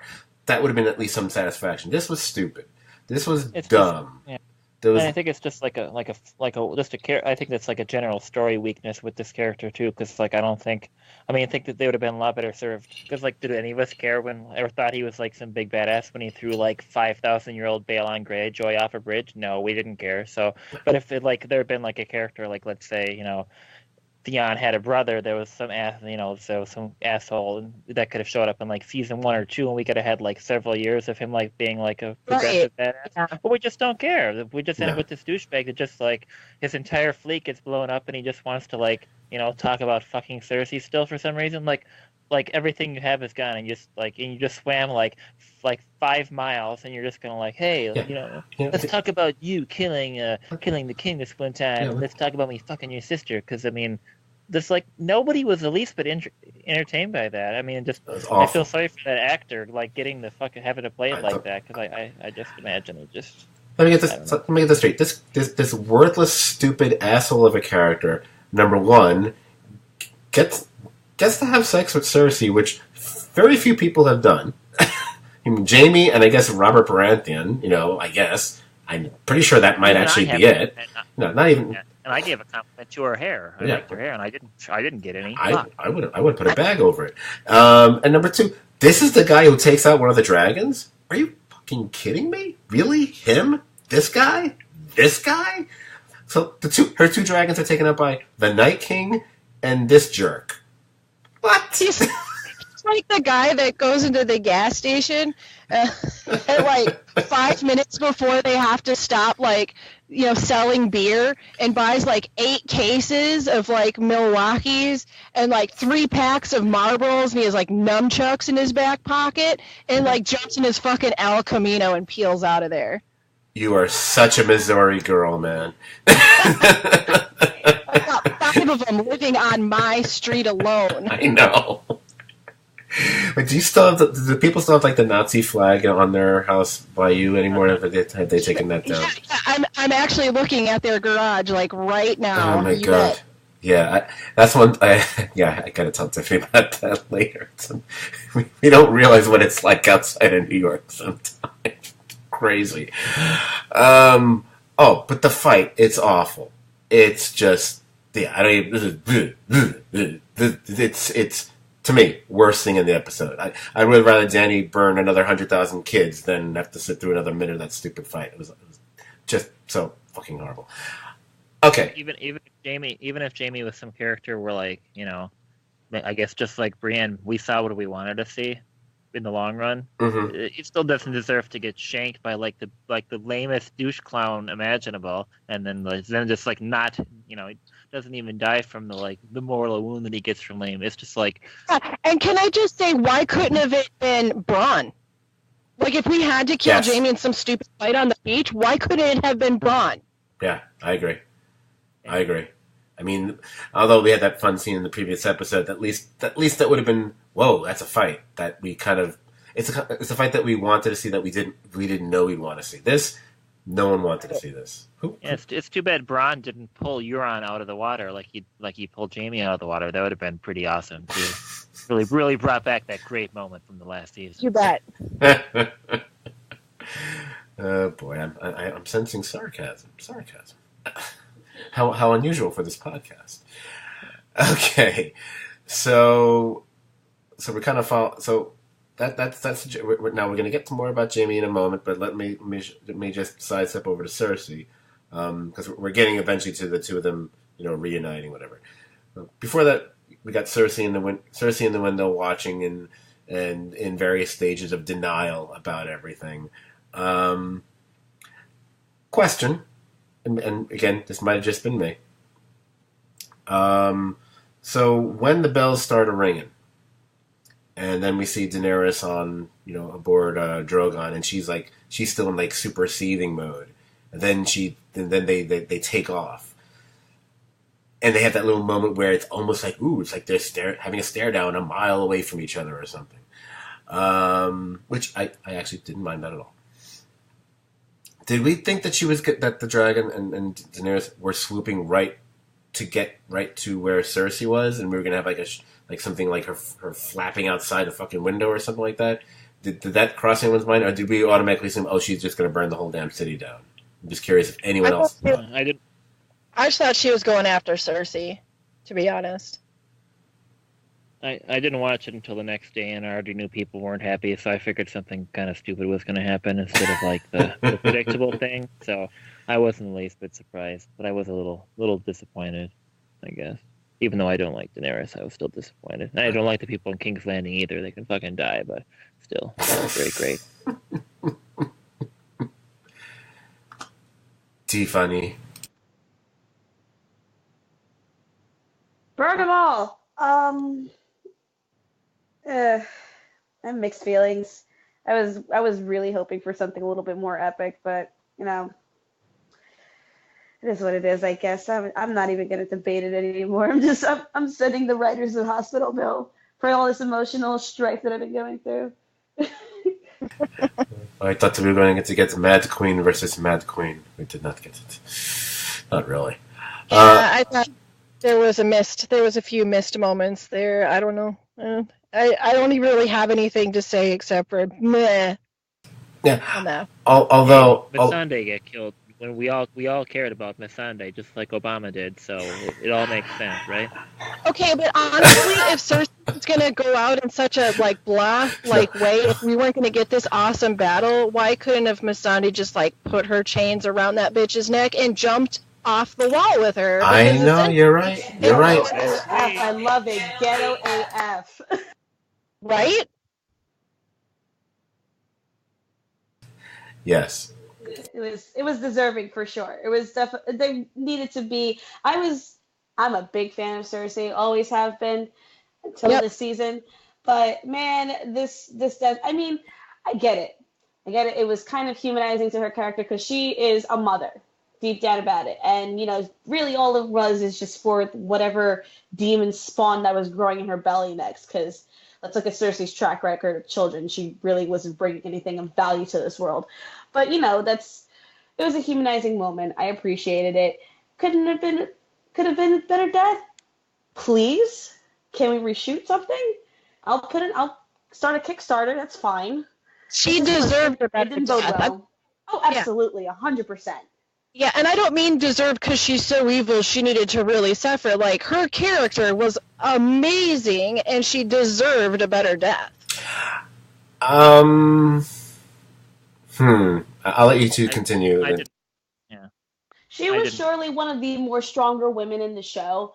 So it was to see her break down that way, it was kind of like, okay, I guess this is cool. But even Lena Headey was talking about it in an interview. Like she wasn't game for it. She really just wasn't. And you know what? If I had $1 million contract and I saw that my character died a horrible, weak ass death, I would just let them write me off. Because that's just a stab in the back for 8 seasons. And all you give me is just all these crumbled rocks? No, get the hell out of here. Yeah, I didn't like it at all. One thing I did notice, I don't know how much any of you really watched the wardrobe shift over the years, but one of my favorite things that they did with her characters over time, she went from these really flowing feminine gowns to this like really structured hardback look, with shoulder pads, like very militant. And the last 2 seasons especially, like she looks like she's ready to go out onto the battlefield in any wardrobe they have her in. But on this 100%. episode, the shoulder pads were gone. The metal plates were gone. She was back to being in this flowing gown of that was really soft again. And I'd be curious to talk to somebody that was in wardrobe and figure out, like, did they do that to help us be convinced that she's really this woman who's afraid of losing her child, that she's not in battle anymore, or like what the thoughts were and why they shifted back? Was it kind of like a callback to how she was in the first season, kind of reclaiming some sort of motherly instinct or some sort of that love instinct? Jamie, like that love of her family, like Jamie being almost like it's her brother, but it's also like her true love, if it's all bring that back. Well, my feeling on it was when her wardrobe starts to really shift to, as you put it, the more militant look. That was also her kind of taking over the reins from her father, because her outfit's very close. If you could look at what Charles Dance wore in those last couple seasons, they're like a feminized version of those outfits. This character, of course, one thing her dad never had to do was take on a dragon. And this episode being about her reconnecting with Jamie, although obviously she couldn't have anticipated that herself, but I think that was the decision to dress her in that way rather than a more hard-edged style that wouldn't have befit how her last moments in the episode. I'm gonna go. Okay, I guess I'm gonna go against the grain on this one. This is one of the things I thought about a lot, and watching it a second time, yada yada yada. My issue with the Jamie and Cersei thing is kind of what I had said before, because the whole thing with Brienne kind of left me confused about Jamie. And they had me thinking initially, like, wait, so is he going back because he does love Cersei, as he's professed to for 7.5 seasons? Or has, this one night with Brienne is going to, and the horrors that Cersei is, has perpetrated, which he's kind of let go over and over again, is he going to be the one to kill her? A lot of people seem to be anticipating that the one person who's going to be likely to kill Cersei was going to be Jamie. And when it didn't work out that way, when the show didn't fit people's expectations of how that was going to go, a lot of people, I'm not saying anyone on this podcast, but a lot of people got upset. And that kind of critique and that kind of bothers me. It's kind of like when you watch certain shows and you get upset because, X character did or didn't die the way you would expected he or she to. It's like, then that's not what it's a TV show. It's not a scorecard. Well, I think there were a lot of. I think the reason that the fan base as a whole, like the majority of the fan base, thought that was like what they wanted to see, and that was what was going to happen, is because in the book the prophecy talks about the little brother is, that her little brother is going to be responsible for killing her, and that's what the whole storyline base of like her reason for hating Tyrion is. Yes. Jamie, So everyone thought, I'm oh, sure 5% of the entitled fan base actually read that book, so I think they Right. that's not probably See, not what right happened? But what happened is we got the prophecy scenes in the show, but they left that part out of the show. They never included that part of the prophecy at any point in the TV series. So you had the readers interjecting what the rest of that prophecy was, and somewhere along the line, people lost the track that wasn't actually in the storyline of the show. Right. So truly the writers didn't actually cheat any of us out of that ending. I mean, I had to go back and find all of this out. Like, I totally spaced it, even on a rewatch just recently, spaced it that wasn't actually included in the prophecy. It become such a big deal all on its own that it makes sense that so many people would have thought that was the way it was going to go.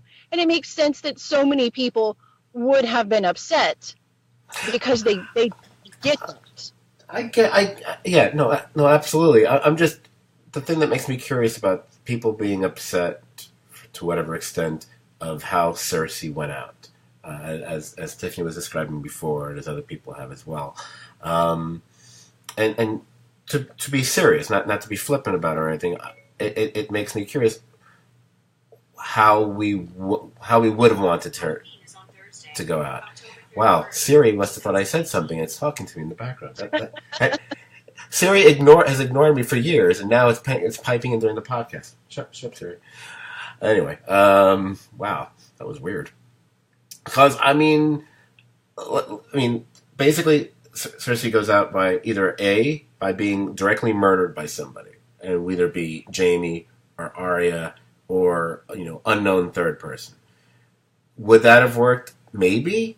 For people, I don't know. Maybe they would have been happy with Jaime had done it, but it didn't make sense. But the more you think about it, the less it made sense for Jaime to do that. So then, do we want Arya racking up yet another kill? Is Arya just going to be the one who kills everybody on the show? It does become a little comical at that point. So I don't know that. So what? Go on. I wanted it to be that damn baby, because if the baby didn't fucking kill her, there was no point for this damn pregnancy to be any part of the storyline whatsoever. Whoa. Wait, the baby would kill her? Yeah, like, I wanted her to, have, okay, put it this way. If she would have been on those steps when all the rocks started crumbling down, right around the part before the Clegane Bowl started, and she started bleeding out, and she's, getting the hell out of there, and then Jaime comes along after his, stupid, lame fight with Euron, and he's bleeding out, and the two of them that are standing there fucking bleeding out together, and the rocks come down. There's some poetic justice. She fucking fulfilled her own prophecy again. What? No, I'm sorry. What was she bleeding from again? Just the baby. If she was pregnant and she started miscarrying because a bunch of rocks fell on her fucking head. Wait, I'm sorry. So wait, I just want to be clear. People would be more satisfied if Cersei died from a miscarriage rather than just in their arms of her brother. Absolutely. Because it would have been her fulfilling her own doom. Again, she lost her other children because of her own doing, and this would just be one more thing, and then we've got her and Tim. I don't know. To me, it would have been, at least it would have been more creative than, and the rocks fall on them.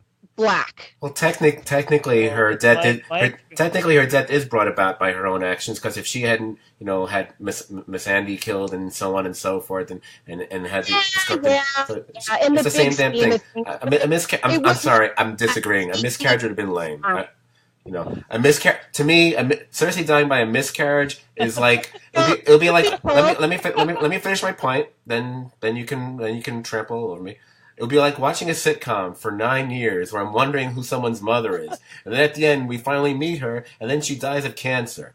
That's how bad Cersei dying of a miscarriage would be. It happens all the time. Bloody baby death. Bloody baby death. Like, get out of here. People really have, miscarriages that are so bad that just fucking, die right then and there? Oh, they fucking have hemorrhages and shit. You bet your ass. But here's the thing. She's not supposed to be like 4 weeks fucking pregnant, guys. She's supposed to be showing. She's supposed to be uber fucking pregnant at this point in time. And everybody knows at the same time. God, it really wouldn't be like a miscarriage.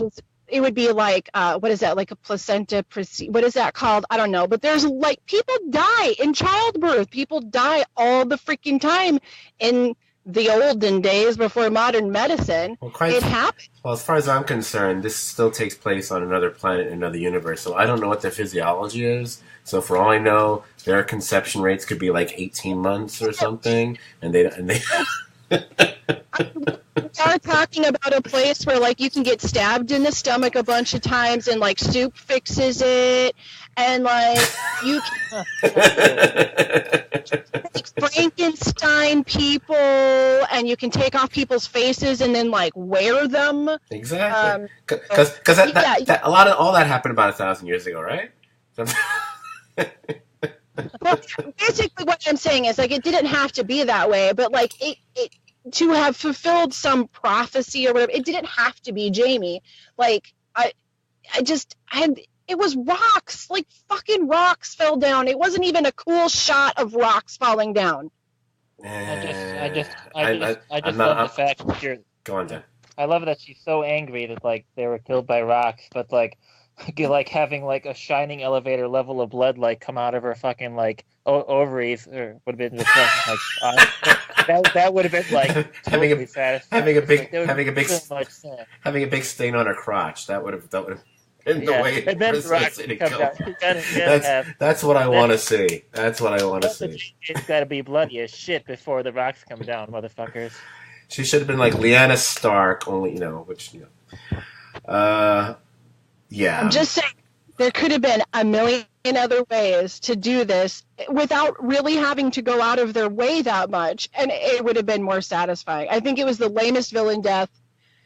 I don't even know since when. I can't even give you an actual comparison. Would you like me to list lamer villain deaths? Go to Batman the movie, 1989. The Joker just falls and he's like, "What is that? Worth annoying crap. Don't give me the Cersei with rocks." Batman 1989.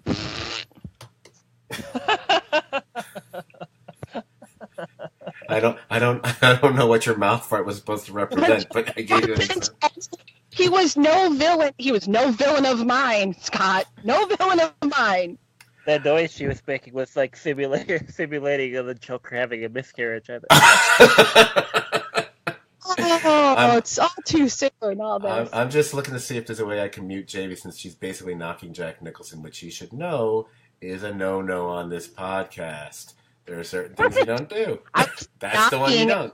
Nicholson, I was knocking you. Even worse. So Dan, you are going to be taking back your throne next week. I just so you're aware of that. I told you Dan wins the throne. I called this shit. Spoiler alert, Dan wins.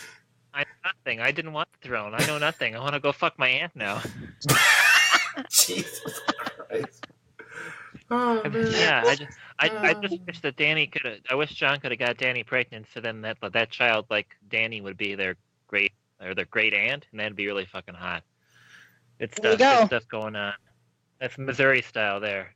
I was gonna say, start looking like the locals. I love you, Missouri. It's okay. Dear Mr. Benioff and Weiss, if only she hadn't got a miscarriage. Anyway. Okay. Use big words they clearly can't read. Wow. Get ready for those Star Wars movies, guys. Aren't they handling Star Wars? Like, isn't that what's going to happen now? Yep. Like I said, I thought the episode was okay, but they're just not good. And Akira Kurosawa said that, like, even if you're really fucking busy, like, he would always, like, make sure to write 1 page every day, and then if you, like, write 1 page of screenplay every day, like, in a year you have 365 pages of screenplay, and yeah, that shit needs revision and stuff. These guys had, like, 600 days and, like, a writing team to put something together, and that's all they could come up with, so, I mean, I'm not complaining about the fact that there wasn't a miscarriage death here. I'm just, like, the God damn it. Oh. I'm sorry. I will say though, That's my favorite. yeah, the scene at the end when when we're done following Arya through the rubble and muck, like this, I've coined it the Silent Hill scene, where everything gets really quiet and we have the ashes and then the horse come in. Like that was just, if I could have watched that the whole like 80 minutes or whatever it was, I probably would have been happier. Like that was amazing. That looked so cool. The pale horse. And Death was his name. Yes. Shadow facts. Yeah. Wasn't like not a lot of subtlety on that one, but. No, I just thought there's a well, not a meme, I guess it's like a funny or die or something like that, like 2-minute blip or whatever, but it's the entire Shadowfax scene on Lord of the Rings, except for it's like all dubbed over and he's talking about going and saving Arya's ass out of King's Landing. It's pretty funny. I'll share it with you later. Okay. Cool. I did like how Arya was trying to save some like King's Landing randos that they'd like prominently shown. Oh yeah. Nora. Just miserably failed to save them. I enjoyed that. That's like I thought what is she, Brienne or something? Yeah, usually it's Brienne who doesn't know how to save anybody. That's right, I said it. Was there anything else? Oh, I guess I can hear you in the background. I never realized that's gonna be. Listen. Leave my baby Brienne alone. She tried, man. She really tried. She really did. She didn't ask to get deflowered by some fuckboy, but she did. Man, she tried. Okay. She tried to save the Stark girls as much as she possibly could. I don't think there was much of an effort. They're both still alive somehow, so. I don't think she said exactly. Before we move on, and Jamie, as a resident Canadian on the podcast, I suppose you want to complain that Arya didn't ride out of there on a moose, but is there anything else you guys want to talk about before we predict the next episode if we want to? And then, by the way, we have now passed the 2-hour mark, so I kind of want to start wrapping things up in a few minutes, just so you know. Yeah, good luck. I know. I'm trying. I'm good with most things. I don't know. Sounds like... I don't know. I'm looking forward to next week, and I am looking forward to it, and I'm also dreading it for multiple reasons. But my one strong point that I have to make is if Sansa doesn't sit on that throne, skins on the whole thing. Jamie, you are now a permanent part of this podcast, just so you know. I've just reversed that decision from before. It's been reversed. It's funny. Outside of one person, most people I've actually talked to about Game of Thrones are kind of pro a certain redhead. I don't know if that's what's going to happen. So let's just quickly for the finale. Number one, are we agreeing with the assumption? And again, we've been wrong. Look at the Long Night about things before. For number one, do we assume that Daenerys is going to get killed off in the final episode? Yes. Yeah, she has to. Hopefully. Question: Am I correct in assuming that we kind of think it's likely to be one of three people that would be the perpetrator? Because you got Jon, you got Arya, and you got Tyrion. Now there are people who think, I would really love it to be Tyrion. Can we just say that's the way I want it to go? I will agree. I actually, that's kind of my thinking as well. Because Jon will be boring. But it won't go that way because that sounds awesome, and we've learned that that's just not going to fucking happen, guys. I know. So then the next question is, are we? I mean, you were just saying about Sansa, and whatever. I would love that to be the case. So do we think it's going to end? Do we think it's going to end up being Jon on the throne by the end of all this? Do we think it No. could a dark horse? No, his ass is dead. He's on borrowed time. So at some point, like Oh, Lord that's of Light right. powers That's wear right. out. So I keep He's forgetting. done I forgot either Jamie or Brian. I forget who it was. It was one of the non-Dans.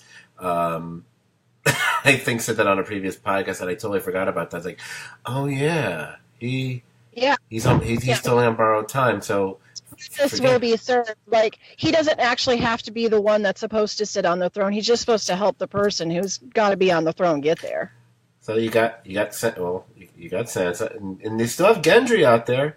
You know, That's what I was going to say. He is technically, I mean, like, unless you, like I said before, unless you are 100% Team Targaryen, technically he's the Baratheon that should be sitting on the throne right now. Yeah, and she went to the trouble of unbastardizing him, a couple episodes ago. She did it. She fulfilled her own end.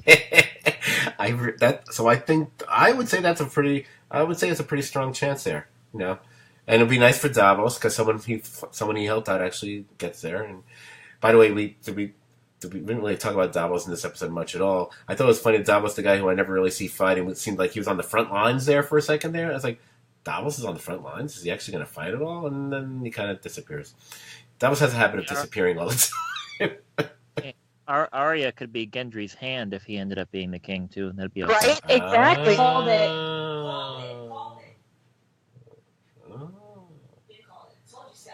I never heard you say that, Tiffany. You lie. Lies. Yeah, that would settle well with me. I'd be all right with that. It's much better to have Arya as a hand rather than the lady of the manor kind of a thing, which is not her thing. I have one question, however, because we're talking about someone taking for these things to unfold, someone has to take out Daenerys, and whether it be one of those three we mentioned or some other means that we're not thinking of, whatever. There is that matter of a dragon, though. I think that's where Arya will come in. I don't think Arya is going to end up killing Dany. I think that's too... God, I don't know. I know what I want to say, but these writers have got me thinking that I could just be barking up the wrong tree because the obvious answer would be the one that they take. I would like to think that she would be the one to go after the dragon. Like, we think she's going to go after Dany, but she's going to take the dragon down. How the fuck is she going to take a dragon down? Like, she'll kill the horse. There's no more scorpions. Inside the horse's body, and then the dragon's going to eat the horse. She's going to crawl out the horse and cut it open. There you go. See? Problem solved. Dan wins. Dan wins the throne. So basically, it's going to be like the Ant-Man going up Thanos theory. Thanos' ass theory with Arya. So, riddle me this. If is she like the mothership? If she goes down, does the dragon go down? I don't think it's going to work that way. I wouldn't think so. But, I mean, someone's going to have to get rid of the dragon. She's not going to die if the dragon's still walking around blowing shit up. Yeah, that's plot twist. Jon gets on the dragon at the end of it because Dany's going to die. I'm betting $100 on this, $100 million if I won. So fight the throne. Daenerys dies, and then Jon just goes and takes that baby Drogon, and now Winterfell has a dragon.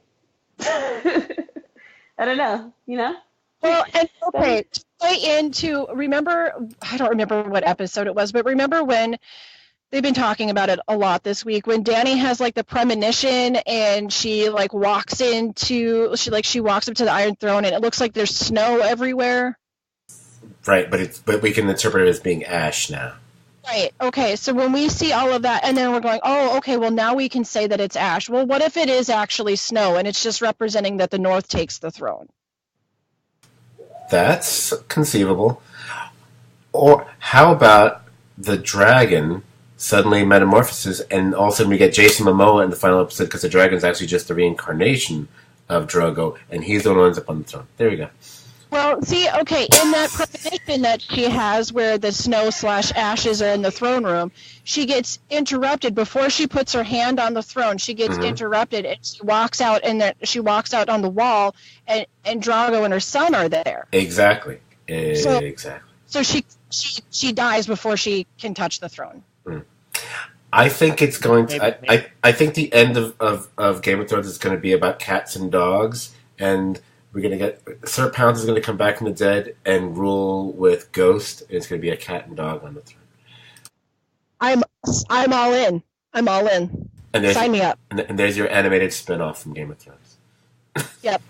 I think Danny getting killed by fire would be the best thing if they, because I don't know if she can get killed by like Lord of Light fire or something, but since she's just kind of unworthy and whatever, just kind of, I'm kind of, Okay. it would be nice to see.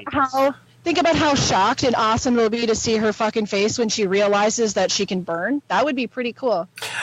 I think what's going to happen is that she's going to find out early on in the episode that it turns out she can get pregnant after all, and it's Jon Snow's kid, but at the end she miscarries. And then There it is. That's what's going to happen. Mark my words. That's what's going to happen. And then you're going to get like that's all, folks. it's going to be it'll be a miscarriage of justice. Huh. I guess I've got another theory too, but since it's something we've seen him use before, even though not like personally, but would Danny be resistant to wildfire? Because Tyrion's used that shit before, so he could always dump some wildfire on her, and she wouldn't necessarily be immune to that. That's a great question. I have no idea. I don't know if she would be immune to wildfire. I did actually. One of the things I actually thought was interesting about the destruction of King's Landing was that every once in a while it seemed like they got another little pocket of wildfire somewhere, so you'd have those little bursts of green flames coming up from below. So I thought that was kind of a neat thing. Hey, where do we think we're going with Bran? Like, what's Bran's hold? Oh yeah, that's true. I kind of forgot all about Past it. Winterfell. I think what we're going to see is you have all these construction crews in King's Landing because she basically just tore up everything, which is really brilliant. You're going to rule over a pile of rubble, but someone's going to say, "Hey, can you send a couple guys over to Winterfell because we really need to build a ramp for Bran so someone can finally get him out from the cold and wheel him inside since everyone just leaves him." The GoFundMe money has come in. Yeah. And by the way, we need some of that GoFundMe money for the podcast because we don't know how to pay for it. But anyway, anything else? I feel like we've covered. Do you see the dragon shadow over King's Landing was like the same as in when Bran had his like flash of everything a couple seasons ago? I forgot about that. Yeah, they included that. They got that in there. I don't know. He's got to have something to do with other than like maybe he wargs into the dragon. He's got to have some part to play, right? Like other than I'm gonna leave now. You know what and that's it. You know what I want Bran to do as a joke, because I figure if he can warg into creatures, and I wish he warged into Ghost, and then then spoke through Ghost, and so Ghost could have said, "John, really? You're not even gonna fucking pet me? What kind of you don't deserve a fucking throne, you piece of shit." You are a bastard. Oh boy! You guys think you're going to be satisfied with the series finale, or do you think it's going to be more of the this poorly executed nonsense? I don't think that we'll be satisfied with the finale. I'm hoping that I will be, but I'm being pessimistic. I hate to say it. I hate to say. I said I was going to just ride with it and enjoy the ride, and I can't. I'm scared. I think TV series are notoriously hard to bring in and stick the landing. Even when the season itself is going well, you can still blow the finale. I'll go along with the season has been rocky. Let's put it that way. There's no denying that.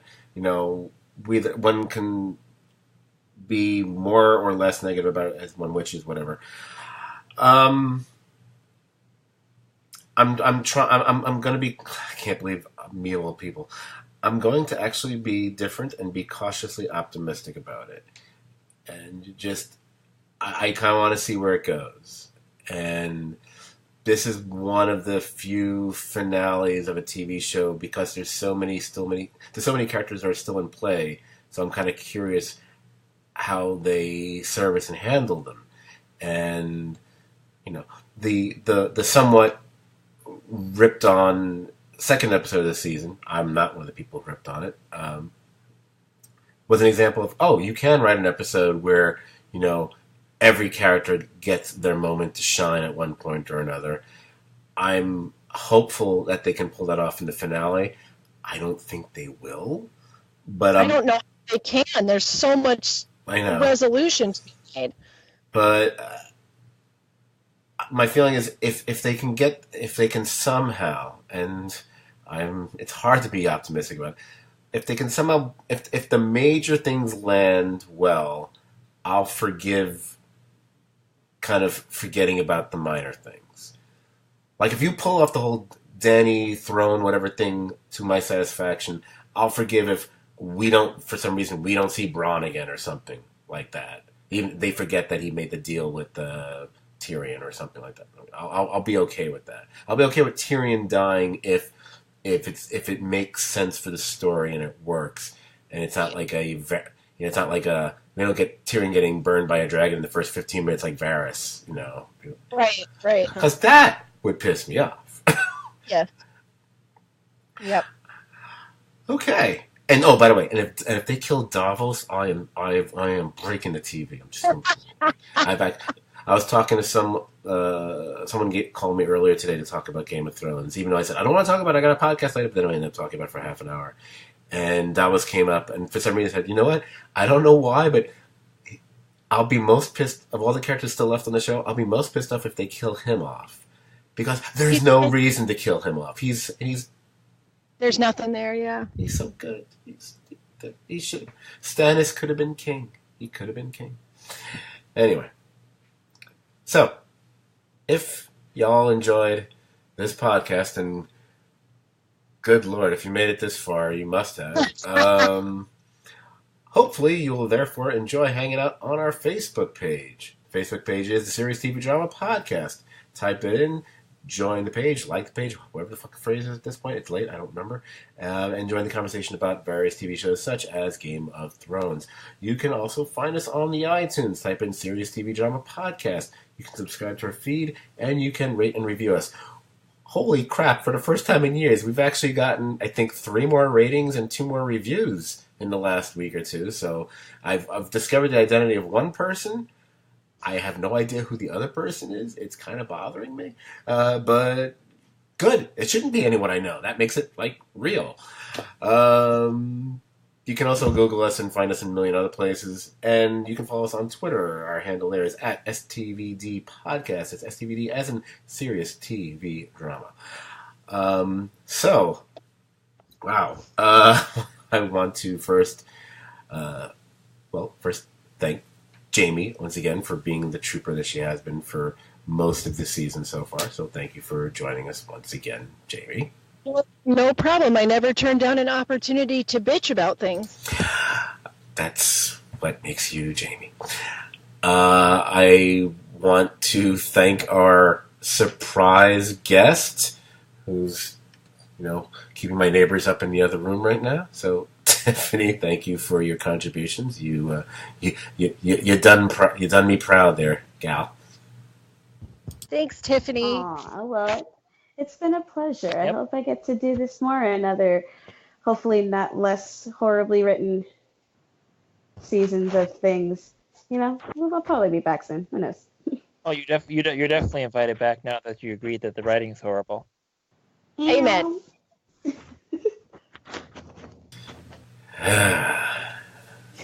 Anyway, and of course, the return of mi compadre, Dan. I should have prepared a bunch of duo comparisons of olden days for you being back, but I didn't think of it, so whatever. But good to have you back here, even if it's just for tonight, Dan. Even if it's just for tonight. It's like Brienne and Jamie. Next week. Oh yeah, come on! It's the finale. You got to. You do. It's like a rule. Yeah. Maybe we can even. If it's like Brienne and Jamie, which one of us is which? I gotta think about that. It's kind of sad that I'm not immediately going to Jamie on that. I was like, oh, you know, I could see myself fighting a bear on your behalf, but I'll write the bear. If I want to. The bear. Good Lord. All right. Enough of this. All right. So thanks to everyone for joining the podcast. Thanks for everybody who listened. Wow, it is 2 a.m. here in New York. No wonder I can't speak. And with that, good night to everybody else. And what? Oh, I do the music thing again here. Oh, god damn it. Whatever. I'm not doing it now. Good night, everybody.